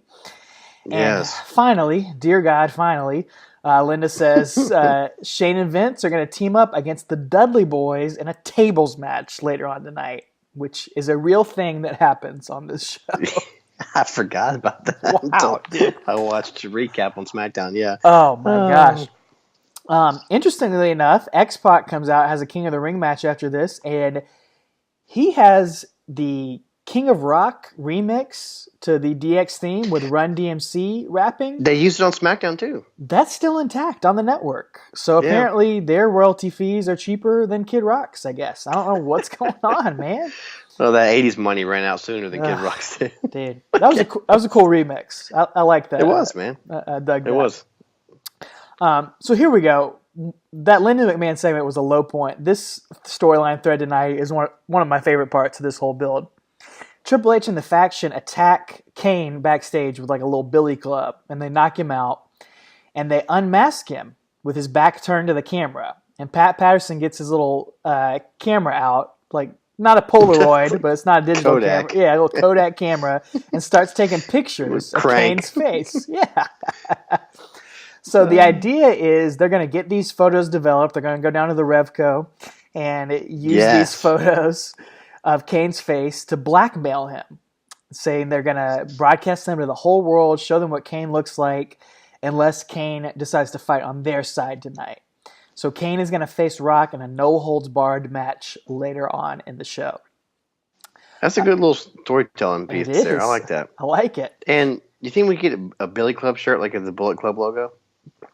So have a little Billy Club underneath it instead of like the guns or whatever. That'd be great. I'm ready for it, man. Billy Club. Start working on it. So yeah, like I said, Dudleys are taking on Vince and Shane in a tables match. Yeah, dude. It's actually goes for like 6 or 7 minutes here. Vince McMahon almost died. Yes, he did. Like literally, Bubba Ray is trying to powerbomb Vince off the top rope, and X-Pac and Road Dogg make the save, and Road Dogg shoves Bubba, and Bubba drops Vince McMahon from the top rope to the ground outside the ring, and he does not get up for a long time. Dude, because they showed a recap of this on the next SmackDown, and I was like, I remember that now, but I was like, dude, Vince almost died. It is brutal. Yeah. Triple H and Pat and Gerald are all walking backstage along with Bull Buchanan, and they're talking about making sure the photos are going to get developed in time for the main event tonight. And Bull Buchanan's like, so what's going on, guys? And he's talking, excuse me. Wait, how does he say it? I don't know. You said it better than I did. Like, how's it going, guys? He's got the most country voice you've ever heard. Run this by me one more time. The thing about Undertaker. Fat dip. Well, Triple H, man, he's kind of brutally burying Bull here. It says Undertaker was originally booked to face Bull Buchanan tonight, but apparently Undertaker pitched a fit and said Bull was not in his league. And, true. Yeah, I mean, he's not wrong. So Triple H says, well, Bull, do you know how to ride a bike? And Bull says, yeah. And they just happen to be standing by Undertaker's motorcycle, and the keys just happen to be in the ignition. So Bull Buchanan hops on, revs it up, and pulls away as the Undertaker runs up behind him. Undertaker tosses someone out of their caddy and steals that car and drives off chasing down Bull Buchanan as Triple H, Pat Patterson, and Gerald Briscoe chuckle about their plan, coming off without a hitch. And then Crash Holly sneaks up behind the Stooges and attacks them as he tries to steal the hardcore title from the hardcore champion, Gerald Briscoe, all in one segment. Word. Wow. Just wow. Yeah. That's amazing. Crash actually fights Briscoe and Patterson after this. Or he fights Briscoe and Patterson runs out. And King and JR both use your favorite phrase here, Travis. They both say, The cavalry has arrived! The cavalry has arrived! I'm telling you, you can't unhear it. Once I point it out, you'll never not hear it. I think that's our The new cavalry. T-shirt, man. The All right, we got cavalry has Billy arrived. Club, and the cavalry has arrived. Undertaker. Oh, well, man, might be a little blasphemous. I'm not sure, It but might be. they also had Allison 316. So, but anyway, the cavalry has arrived. Yeah. Yeah, the Vince is gloating in the ring about what's going on, about his plan going off without a hitch here tonight, how his team's going to win at King of the Ring, and demands Kane destroy The Rock tonight, and if he doesn't, he's going to reveal the pictures of his face. So Rock and Kane are fighting when GTV pops up on the Titantron. I think that had kind of fallen under the radar here after a while, but it pops up here with Pat and Gerald are backstage. They're in the locker room. They open up these photos from the Revco of Kane, and they are just flustered as for some reason the photos did not get developed. They didn't come out. So they start panicking. They say, oh, we can't tell Mr. McMahon about this. What he doesn't know won't hurt him. And so the whole faction is looking at each other on the outside of the ring. Rock and Kane stop fighting with each other. They look at each other. They decide to go after the faction on the outside. The faction tries to run away, but Undertaker returns. I guess he left Bull Buchanan out in the desert because he comes riding in on his bike. He goes after everybody. The Dudleys come out. They're trying to get wood, apparently, again. That's their catchphrase at this time. Yeah. The Rock gives Mr. McMahon the rock bottom. The three amigos take turns punching Triple H, and Kane and Undertaker chokeslam Triple H through a table to an enormous reaction to end this episode of Raw. Man, that's a stuffed crust pizza version too, man. Telling That's you, a man. lot of stuff going on, man. Telling you. Oh man. So that's the end of that episode. That leads us into the next one, which will be SmackDown 43 on June 15th. So we got this week, and then next week is the go home episodes till we get to King of the Ring. So McMahon Helmsley faction in the ring again for a long promo. Basically, the gist is this: Monday they thwarted all Linda's plans, and Vince knows that the sixth man at King of the Ring in this tag match, or he says, I know this sixth man's going to win match of the year. So, which Bold statement. yeah, because he's so wrong. But anyway, Hunter's like, I know what'll make it even better. If the good guy team wins, which whoever gets the pinfall will face him in July at Fully Loaded for the WWF title. So he says, but he knows that's not going to happen. He doesn't have to worry about that because he then starts, saying they can't trust each other. Uh-huh. But in the likely event that the faction are successful, like he knows what's going to happen, then he'll defend the WWF title against the King of the Ring winner in July at Fully Loaded. So he starts saying, basically, I know they're going to pull each other off, when they get to pinfall, so I don't have to worry about them pitting me or Vince or Shane. So anyway, so that's cool. It'll add some stakes to it again, and give stakes to the King of the Ring winner if Triple H's team can successfully win.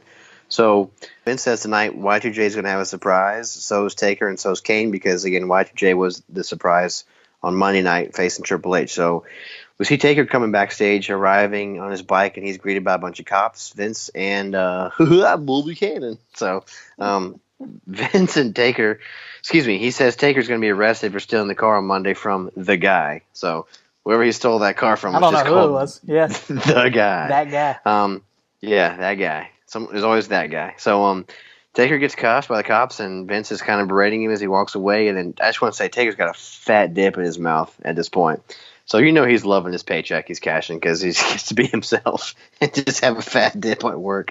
And he actually spits this dip onto Bull Buchanan's chest, which, again, we covered a couple of episodes ago about how much no fun it is to get dip spit on you. You don't want that. Yeah, you don't want that. So Bull starts attacking him as you'd be prone to do when someone puts dip on you, and he gets restrained, and Taker gets taken away by the cops. As Vince is like, "All right, have a good evening." So just kind of smarmy, arrogant. So later on, we see Vince in a limo, and he's like, "All right, I'm gonna leave. I'll leave you in charge, Shane." So Kane's surprise matches with Chris Benoit, Jericho's surprise matches with Bull Buchanan. So and Rock's surprise matches with Angle. So I just wrote one of these is not like the other. So The other ones I'll take any day. Kane and Benoit and Rock and Angle, that's money right there. But Jericho and Bull Buchanan, that's a turd in a punch bowl. Yeah, So, man, they're really trying to make Bull Buchanan happen right around now. It's fun. Like, if you think about it, he was in the company for almost 6 years, dude. From Truth Commission to this stuff here to Right to Censor he was Right to Censor. Then he was with John Cena at the beginning of John Cena's run as B Squared. And it absolutely not one thing memorable over 6 years. I mean, God bless him, but not the best run. But they really wanted to make it happen. Oh, yeah.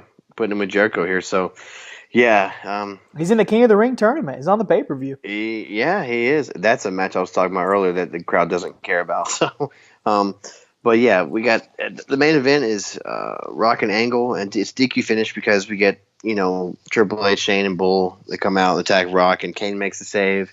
Benoit comes out and eats a chokeslam. The rest of the faction come out with clubs, and it's like I just wrote an NWO style beatdown. So they're got the Billy Clubs, and they don't have Billy Club T-shirts on, but and then these Chicago fans start chanting Undertaker, Undertaker. So that was going on, but of course he's been arrested, so he's not coming. So that's kind of how the show ends. So beat down NWO style. It just really reminded me of 1996 WCW. So. Oh yeah, I mean this whole fact regime stuff is kind of There's we've mentioned some good parts of this build up, but yeah, it's already just feels played out, man. I'm already sick of seeing these guys on the screen, and we just started talking about them.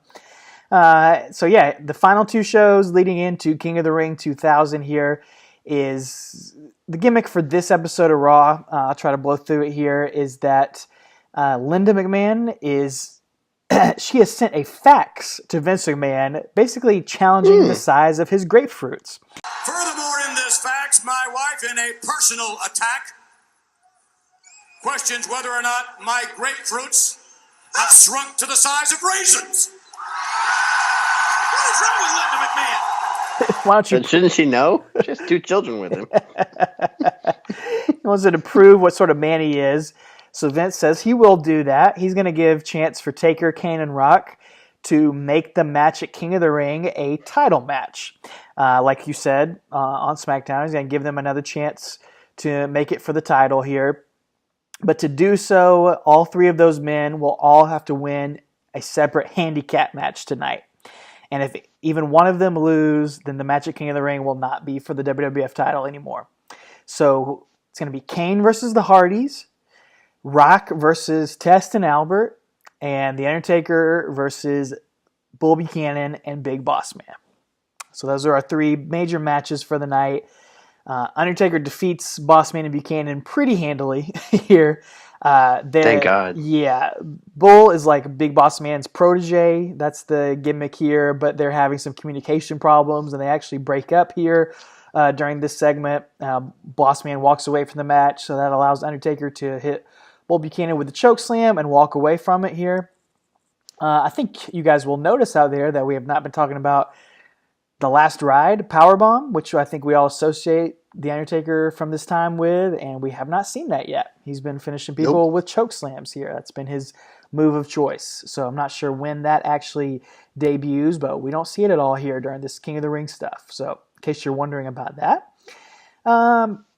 Undertaker backstage gives his little brother Kane a pep talk, tells him to show the Hardys no mercy tonight, don't screw it up, because the title is on the line. And he gives him some great advice. Oh, man, what a fact. Why don't you act like it's me you're in the ring with? You shouldn't have any problem. So there you go. Kane does defeat the Hardy Boys out there. Amazingly, I guess Matt Hardy just finally retired, but God, Kane and Jeff still on the active WWE roster. That's crazy. Going to be competing at the Crown Jewel show. That is ridiculous. Triple H backstage is just livid at Vince for letting all this transpire, and Vince tells Triple H to calm down. There's still one more match to go. But, of course, Rock does defeat TNA in the main event, so that sets in place officially the stipulation for King of the Ring.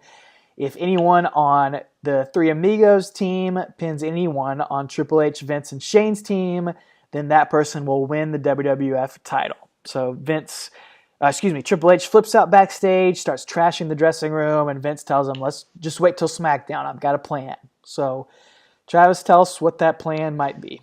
Well, here's the big plan. SmackDown 44, June 22nd. It's, again, just like we're accustomed to, they open up the show with an in-ring segment. Basically, Hunter's like, I reluctantly agree with Vince about the title being on the line, but the thought of Kane, Taker, or Rock being champed by pinning Shane, or you, Dad, makes me want to puke. That's great he calls him Dad. Dad. Because, yeah, it's so good. But like I said last week's episode, he says, their egos won't allow them to win at the expense of the other two. They're going to pull each other off, whoever's making the pinfall, which to me, that's good psychology, if we're honest here. But he says, I'm confident they'll win since, me, Vince, and Shane have trust in one another. So, like I said, he's kind of putting, some trouble in between the three amigos, as you've coined them. I love it. We're just going with that. Like, it's the thing. I love it. Let's just keep it going. Yeah. So I love it. So, and then Hunter goes on to say that the WWF title is the most important thing in his life. And so JR's like, isn't he a happily married man? So, but anyway, which would have been, well, I'm sorry, it wasn't JR. It would have been Cole, I guess, because it's SmackDown. So, and then that was a perfect opportunity for Lawler to say something about how many wives he's had. But oh my God. Yeah. But Vince is like, well, the most important thing should be your family. So, and he rambles on about being a family man with values and yada yada, which I guess plays into the whole thing with Linda. So he says the most important family value is one of love, and one must love a meddlesome shrew like wife enough to forgive her. And then you must love a non-respectful son-in-law enough to forgive him. And you must love your own doubting son and daughter enough to forgive them. And you got to give them challenges in the name of love, which I don't know what that means. But I have no idea. But anyway, he's like, well, tonight's challenge in the main event is going to be the exact same match from King of the Ring. It's those three against the three amigos. I mean, wow. They're giving away the match on the 4 days beforehand. So anyway, Shane is livid. He takes a hike. Hunter and Steph take a hike. They're just angry. So Shane's so angry, he's about to leave, and Hunter stops him backstage. He's like, no. If I'm doing this, you're doing this. So brings him back, and then Kane says kind of what you recapped him saying earlier. Brother, no brother, Rock or no Rock. Championship's all I want. I'm gonna get it at the King of the Ring. Hermie interviews Taker, and Taker says, I ain't about a bunch of talk, but I will lay this on you. When's last time WWF has had a real bad A champion? So, got something going there. Maybe Steve Austin? Maybe Steve Austin, yeah, but that's been a minute. It's been a minute. You're right. So, Rock says Sunday, this alliance is over with the Amigos. The faction's going to be over, and I'll be a new champ. We got the main event, the sixth man, of course, though. Before it begins, Vince is like, well, this is actually a no DQ handicap match. Calls out Bull, X-Pac, and Road Dogg. They come out. They get squashed quickly. Then he calls out the next, I guess, set of minions. He calls out Edge, Christian, and Angle, who've kind of slowly teamed up together. And they come out and they get beat up. And then until X-Pac, Road Dogg, and Bull can come back in. So now it's 6-on-3. But then Taker takes out all of DX, and then Rock takes out Angle, and Kane takes out ENC. So they're all standing in the ring together, and then TNA and Val Venus come out because. So I guess I forgot Venus was like loosely associated with them, and like Trish would come out with him sometimes. So now we got 9-on-3, and the good guys are overwhelmed. And Taker gets a chair, he gets hit with a chair on the outside from X-Pac, and then Kane gets suplexed through an announce table, which is pretty cool. And then Rock gets beaten inside by the faction. They're beating him up, and he eats a pedigree. Shane hits an elbow drop from the top rope, and then Vince hits the corporate elbow, which is clumsy as heck. I mean, it's like a toddler learning how to walk, man. Like, he is so clumsy. Not good. He's so bad. Not good. And but the show goes off the air as Vince McMahon pins the Rock. So there you go. That's how this build-up ends. So we did have the match. We had the match, but we didn't really have the match. So right. I mean, it's at first I was like, "Are you kidding me?" Like, but then it was more of an angle. But anyway, Rock eats the pinfall, which tells you who's going to win the match in 4 days or 3 days. So, put a little doubt in your mind as to if the baby faces can overcome here. But I tell you Sure. what, man, just listening to this and going back and and reviewing it, they are making Undertaker, Rock, and Kane look really, really, really strong by having Yeah, they them are.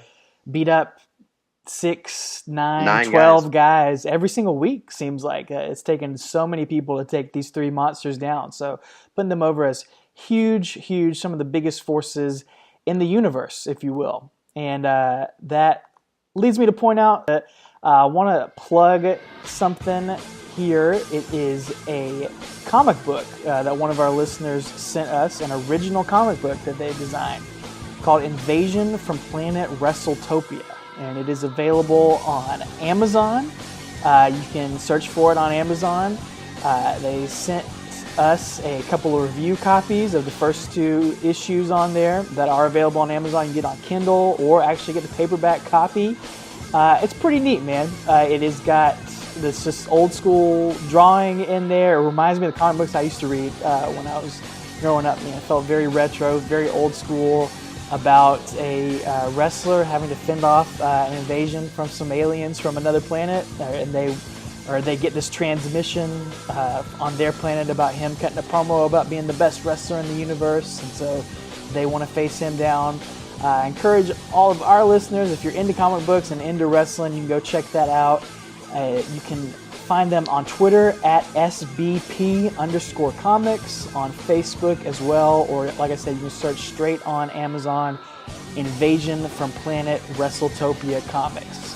So go check that out if that interests you at all. I enjoyed it. You can also find them on Instagram and Twitter at The Real Disco, because Disco, remember when Disco, he gets blamed for pitching that Mars invasion, the Martian invasion in WCW. Remember, it's just something he jokingly said, but yeah, that's funny. Maybe how that was he him. pitched that back in '99, and here's our comic book about it. So there you go. Thanks, Disco. Glenn Gilberti. So. Well, that's going to take us right here to King of the Ring, June 25th, 2000, our main event here for the night. Yeah, take her back in the main event, dude. So. Good, man. Oh, yeah. Truly in the main event. Yeah. Yeah, and this is from the Fleet Center in Boston. This is where WrestleMania 14 was. So, I want to introduce a new segment here, Travis, if that's all right with you. Sure. Like I said, Vince Russo's been gone now for a little while. And so to honor him and his legacy, I want to introduce the Vince Russo Memorial Moment of the Week here on our podcast. Because absolutely. There is still, we're in 2000 here, but the traces of Russo are still very, very evident in a lot of what we're seeing. There's still some goofy, stupid, terrible, ridiculous stuff that you look back on and you think, oh my gosh, that's got to be a Russo thing. Oh no, he's been gone from the company for 9 months now.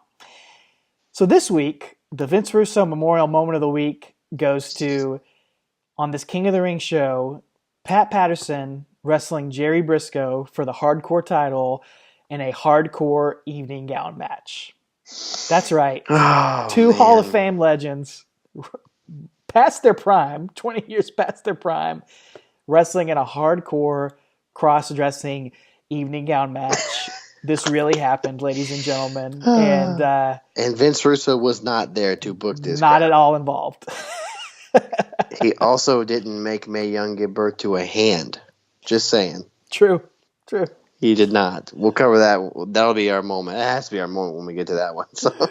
Well, I will say the video package for this match, if you go back and watch this pay-per-view, it's hilarious. Yeah. I mean, they treat it like a joke. It's like they use like GoldenEye graphics and like it's, oh man, it was, kudos to Pat and Gerald for just going all the way with it, man. I'm sure it was a huge rib and everybody backstage loved it, but boy, it's something else to see it on television. Oh, yeah. Well, they're already the de facto winners of the Monday Night Wars at this point, basically. I mean, it wasn't over, but it might as well have been. So they could do no wrong at this point, Sure. They didn't have to try too hard. So if they were fighting from behind, they would have not put this on the show, but they're on top. They can do whatever crap they want. So I think Pat Patterson was fighting from behind, from what I could tell. Hi-yo. Thanks, Johnny Polo. Oh, man. But all right. Cleanse my palate. Palate cleanser, yeah. Yeah. Dude, I love the set for this show. In fact, I love all of 2000. I love how they had unique set entrances, And I think part of the reason I love it so much is because like the first half of the year of 2000, all those sets are on the No Mercy video game on the 64.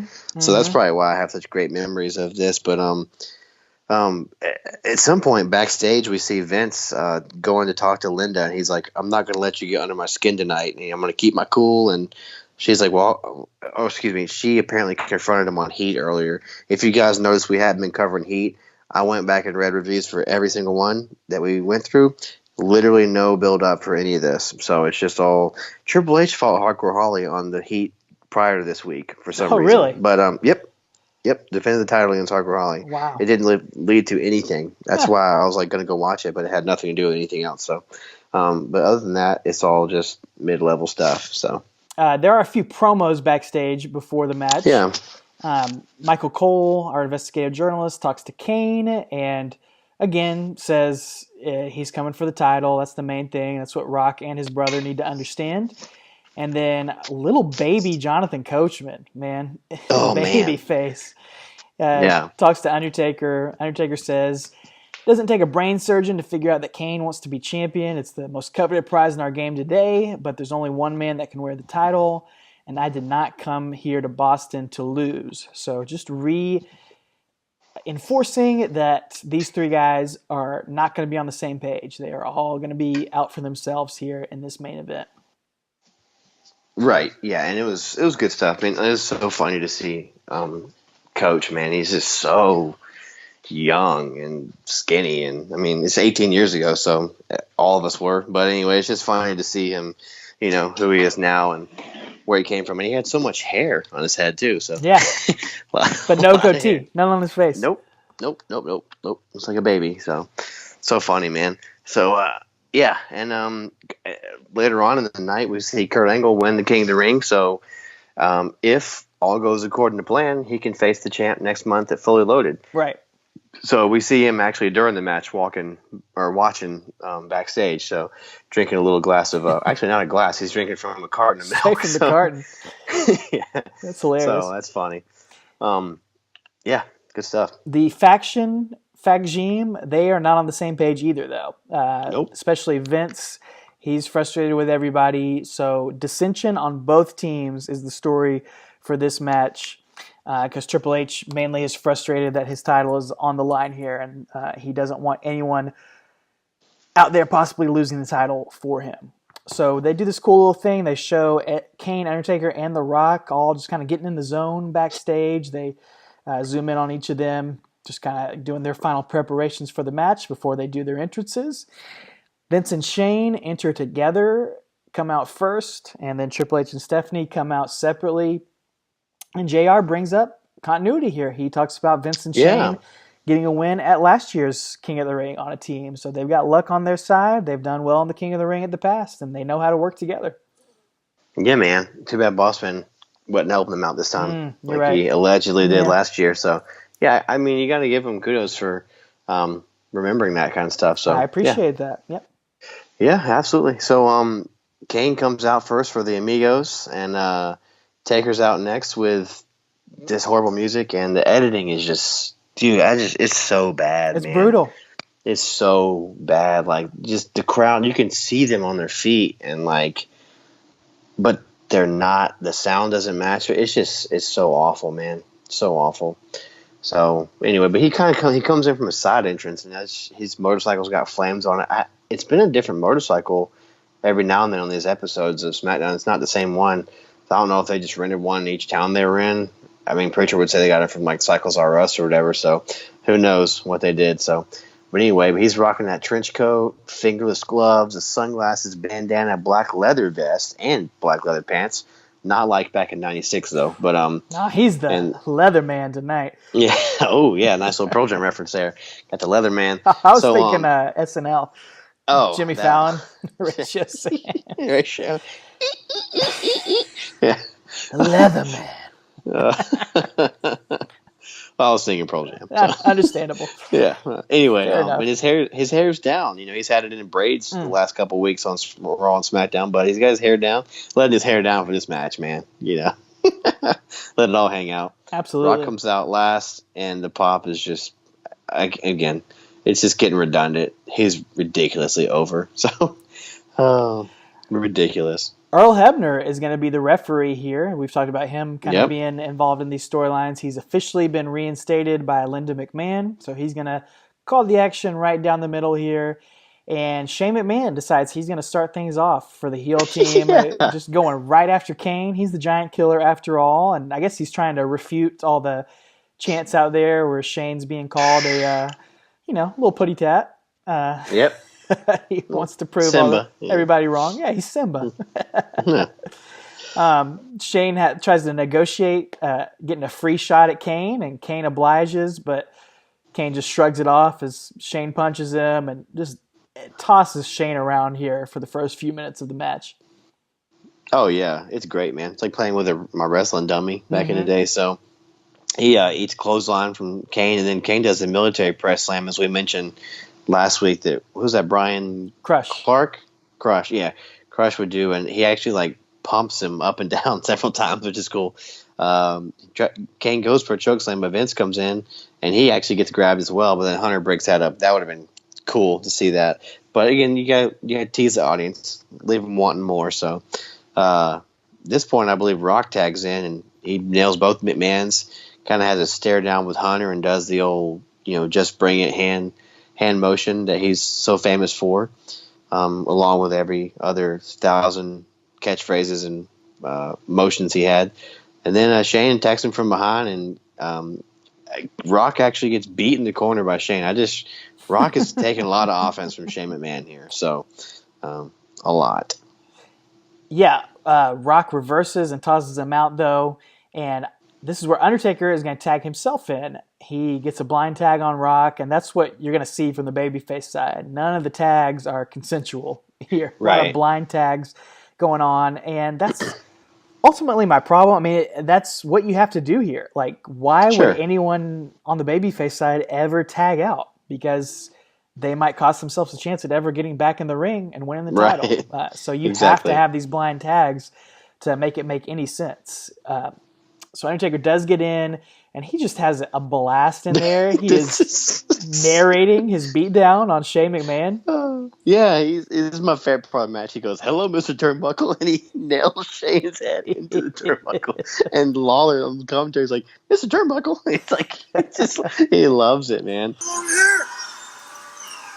Hello, Mr. Turnbuckle. Oh, get your ass over there. Not only is Undertaker beating Shane up, he's narrating it as he goes. He's introducing him to people. Mr. Turnbuckle. And he's nailing his head into it. And I just wrote, man, I just love this Taker, man. I love this version of Undertaker. He's happy to be back out there. Oh yeah, narrating his own match is just great. So huge chokeslam to Shane, and The Rock breaks up the pinfall. On his own teammate. Yeah, like Triple H said on SmackDown, they're going to do that. He didn't have to worry because they're gonna eat themselves alive, basically. Hunter comes in and fights Taker in the corner until Taker kind of reverses out of it, and Taker hits a big back body drop on Hunter. Hunter bumps really well in this match for these big guys. Yeah, he's good at that. I remember mentioning that back in that what was that, the No Mercy UK pay-per-view. He bumped really well for him in Austin too. So Taker hits a DDT, and Kane pulls him off of the pin on Hunter. So Taker and Kane start going back and forth, here. So again, you can see the dissension amongst the old amigos. This is probably the best version of Triple H ever, this 2000 era, before he really bulks up and before all the quad injuries and everything he's facing. He really was a wrestling machine here in 2000. You see so much Ric Flair in him too in this match. Yes. Just like you used to see in Stone and Steve Austin before he had to change his style. Yep. It's really you see a lot of Ric Flair here. Yep. I love it. I love seeing it. So. Undertaker starts arguing with Kane here as Rock tags himself back into the match.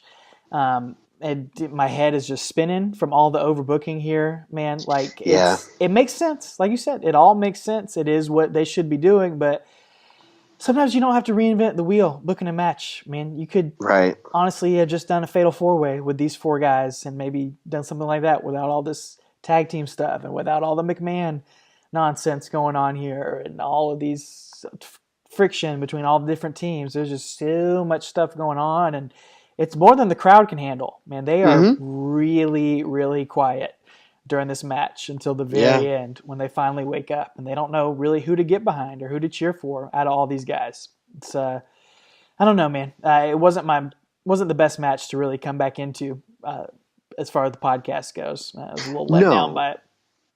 Yeah, I like the build-up a lot, but this match itself is not that great. So, like I said, Rock here tags himself in, and then there's just some stuff going on. Basically, they're back and forth, and Taker and Kane come around the corner and take out the McMahons. They're all on the outside. Taker then nails Shane and kind of makes his way up the aisle, and Kane is kind of squared off with Vince, which leaves Hunter and Rock to face off with each other. And the Rock's over by the announce table preparing it for deletion, clearing everything off the table and taking the pencils out, which again, I never understand that. You should jam the pencils in the table. Oh, absolutely. So they're sticking up. So that when you slam your opponent on there, it hurts worse. So, but anyway, the table's being prepared for deletion, and then back in the ring, though they get back in the ring somehow, and he hits a swinging neck breaker on Triple H, I believe, and then Hunter hits a pedigree, and then pins Rock, and then I don't know what happened here, dude. It looks like Undertaker was supposed to make the save before Rock had to kick out to stop Triple H from winning, but he's still fighting in the crowd and misses his cue. So he gets there like 2 seconds too late. So The Rock actually has to kick out of Triple H's finish right here, and Undertaker doesn't quite get there in time, and it almost looks like it screws everything up here for a minute. Everyone kind of doesn't really know what to do after Undertaker blew that spot, which is pretty rare to see the Undertaker coming in late for something. So he's got a little bit of rust here after being off for so long. Everyone just kind of stumbles and bubbles around, including The Rock, as The Rock basically his story is he's refusing to tag back out to his teammates, even though he's hurt. Right. He doesn't want to give up his chance of being in the ring to win the title. So the heel team basically gets Rock on the wrong side of the ring and just continues to beat him down over and over again, which leads Mr. McMahon to finally tag in. He hadn't been in the ring for the entire match, but Mr. McMahon, or Joe Cool, as Jim Ross likes to call him for this match. Well, he calls himself that on SmackDown, I think it was. He's Joe Cool. So, that's where I came from. I forgot to mention that, So they call him Joe Cool. So. He gets a few shots in on The Rock before tagging back out. It's an outdated reference in the year 2000. Oh, for sure. Nowadays, that's perfect for Vince. People have no idea what that is. So, go ahead. Sorry, I interrupted you. No. Rock fights back in the heel corner, but Vince hits him with the old Death Valley blow. Allows Triple H to get a 2 count. I think this is where Hunter hits an actual wrestling move. He hits a suplex, which is cool to see. Yeah. And then he gives the old suck it and does the Ric Flair knee drop. Like I said, again, just coming out of the corner and does the knee, just like you see Charlotte do nowadays, just like you used to see Stunning Steve do. He used to do it. I mean, it's just amazing to see these guys and how much they emulate Flair, Hunter goes up top, but comes off. For some reason, he jumps off the top turnbuckle, and Rock hits him in the belly with his right hand, I guess. Then Hunter hits a neck breaker, and then Kane saves the Rock from losing. And then Vince tags in again, and he punches Rock, and then goes over and slaps Kane, and wants the brothers basically. And I'm sorry, I think I went back too far. So I apologize. This is where Vince hits him with that Death Valley spot. So my bad. I backed up before you were talking. I apologize. There's so much to follow here. It's just hard to get my mind around it. So that's all right. We see Taker and Kane pair off on the outside again with the McMahons as Rock and Triple H are in the ring together again. And all of a sudden, Kane takes out The Undertaker out of nowhere, tosses him into the stairs, and decides he's going to go for it all on his own here. He's going to take his chance and get the title. Man, the WWF title is kind of like the ring from Lord of the Rings, dude. It just corrupts people. The thrill of it, the chase of it. That's what happens to Kane here. He gets in the ring. Kane interrupts as Rock's going for the people's elbow and gives Rock a chokeslam. Triple H gets up and gives Kane a thumbs up for helping him out, but Kane gives Triple H a tombstone and tries to pin Triple H, even though he's definitely not a legal man. But right, Earl gets down to count, gets a 2 count, but Undertaker makes the save this time, and he goes nuts on Kane on the outside, and then gets the spot of the night on Shane McMahon here. This is what finally wakes the crowd up after 15 minutes. Oh yeah, so yeah, Undertaker grabs King's chair and nails Kane with it, and JR's like, he took it from him. He goes, he didn't take it, I gave it to him, so, which is great. So he said, I'll give it to him again. He can hit he can hit The Rock with it. But anyway, this is the spot you're talking about right here. Shane is up on the top turnbuckle. Taker jumps up on the apron, grabs him by the throat, and choke slams him off the top rope through the outside, through the announce table that was prepared for deletion. And like, I remember this spot vividly, but I didn't remember it was from this match. Did you remember it was from this match? No, not off the top of my head. Yeah, okay. Yeah. I remember this very vividly, this spot, but I did not remember it was from this match. And very cool. But like, part of the problem is that with absolutely no time, let that sink into the crowd. Right in the ring, so you get that giant spot. The crowd wakes up for it, and they're like, "Oh man, like, holy crap, that's amazing!" Immediately in the ring, Vince goes for a people's elbow on The Rock, and Rock stands up halfway through it, he hits Vince with a sloppy rock bottom because Vince can't bump, and pins Vince McMahon at 17 minutes and 54 seconds to win the WWF title.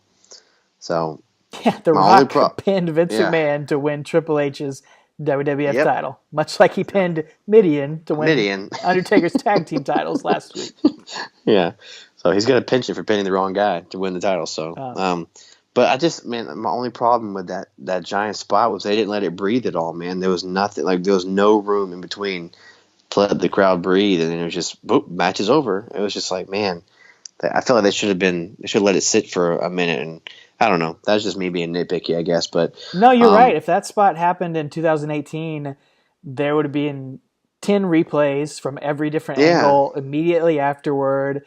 Those two guys would have sold it for 3 minutes while everyone else is like sleeping on the outside, which I think they go a little too far to the other end of it nowadays. There is a happy medium there, but yeah, you're exactly right. We get one replay after the match is over of this insane spot. Yeah. Like, I've never seen a spot like that because the way Undertaker jumps down with him and just goes full force with the choke slam, it's a sick bump. I loved it. It's one of my favorite spots we've seen. Yeah, this before days of Shane jumping on crash pads too. Like, this is just just the table. Yeah, just the table. That table is deleted for sure, man. The crowd does come alive for this win by The Rock, and they enjoy it. And then JR goes, "Yo, cool, lost the WWF title for his son-in-law," which is a sentence I never thought I would say. Right. Rock celebrates. Hunter is pitching a hissy fit, walking toward the back. He's livid. And then Taker looks back at Rock and says, "You owe me one, you son of a," So revs up, takes up off the ramp. Yeah, he's absolutely right. Yeah, he allowed The Rock to win basically right there.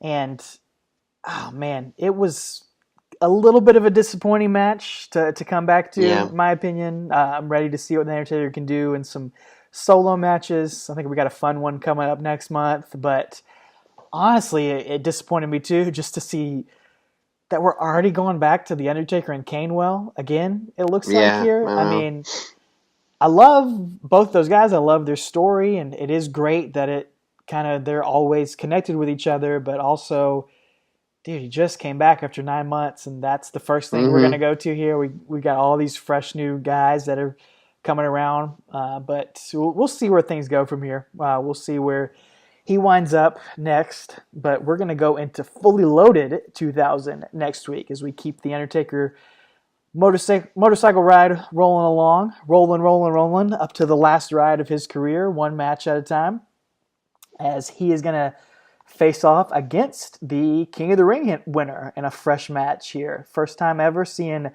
the Olympic gold medalist Kurt Angle on the podcast as he faces off against the Undertaker. Really interesting match that we'll cover here.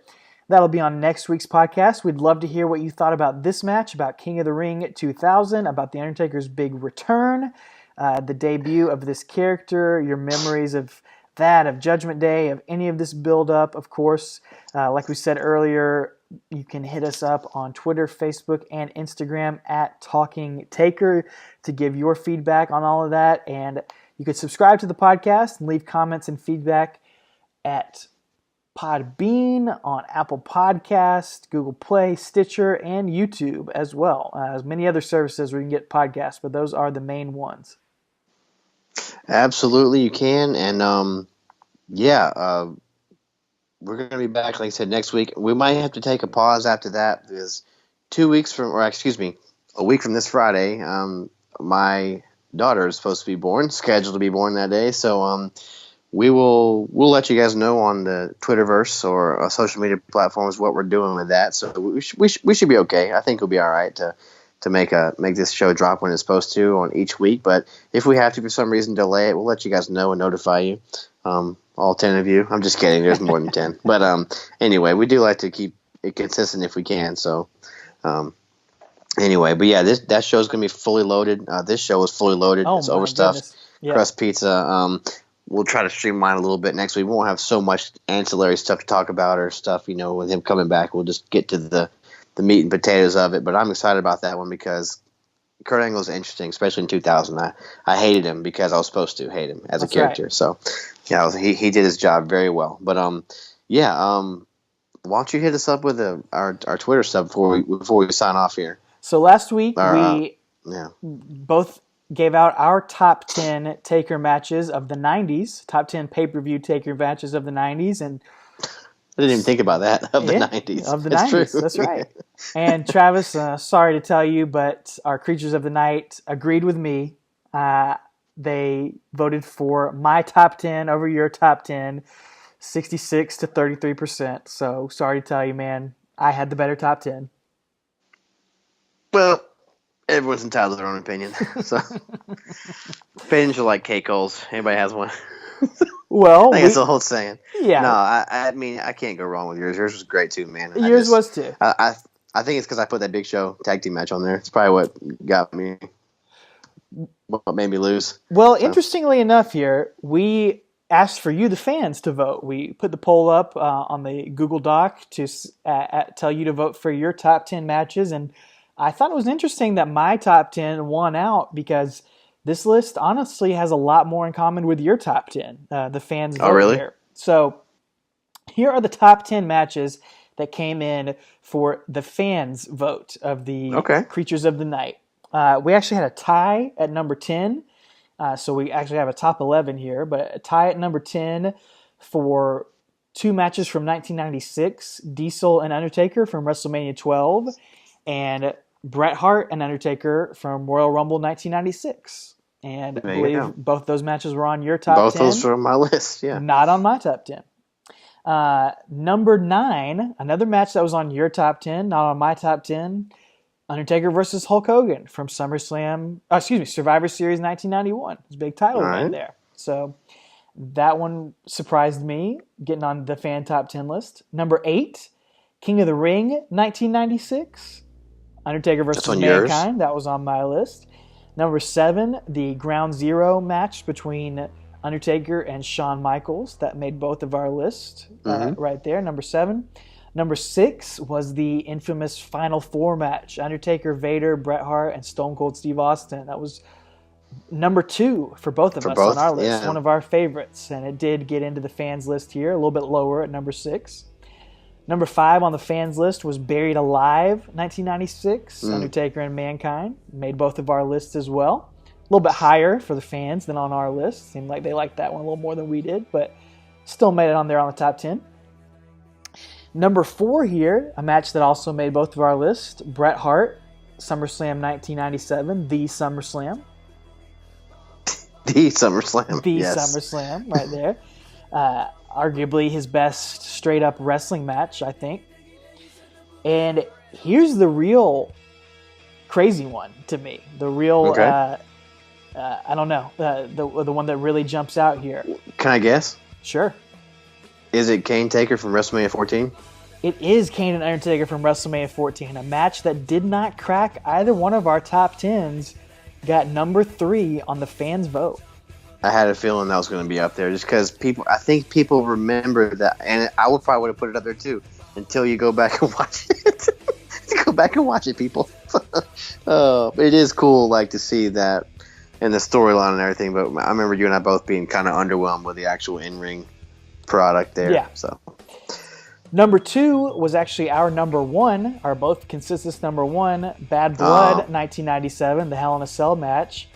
And number 1, beat it out by 1 vote here, was the King of the Ring Hell in a Cell match between Undertaker and Mankind. Went down as the fans' choice for their favorite pay-per-view match of the 90s for The Undertaker. It was number 5 on your list and actually did not make my top 10 for reasons I explained on last week's episode. But, you know, what are you going to do? That's the awesome thing about this, is that everyone's got their own different opinion here, and the fans voted for that.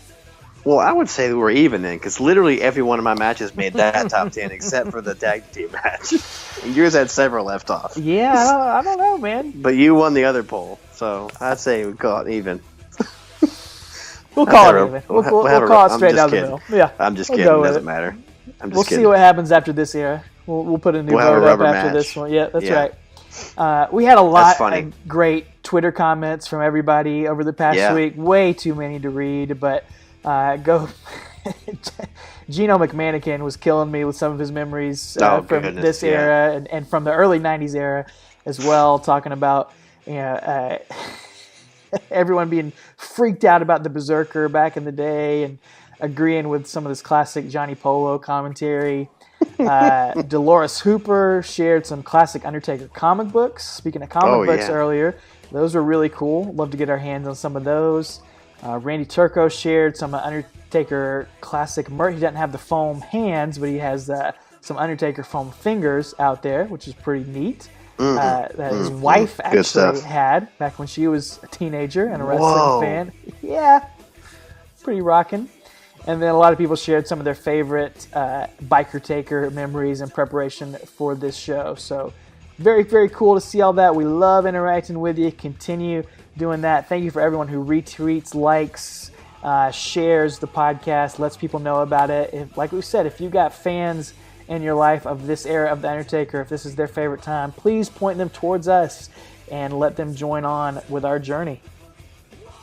Yeah, absolutely. And if you guys were there at Freedom Hall in Louisville, Kentucky at Judgment Day when Undertaker returned, let us know about that.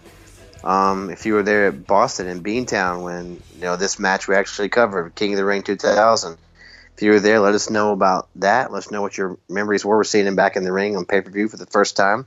And on a serious note, our thoughts and prayers go out to Joe Anoa'i, and that's Roman Reigns. For those of you who don't know, and his battle with leukemia, we want to pray thoughts and prayers with him. No matter what you think about his character, he's still a great guy. And on a serious note, and we will cover him on this podcast as well. So can't wait to get to that stuff. So, but yeah, anyway, other than that, ladies and gentlemen, we got actually, Taker came back on SmackDown 1000 last week, and he had 3 words for us. That was rest in peace.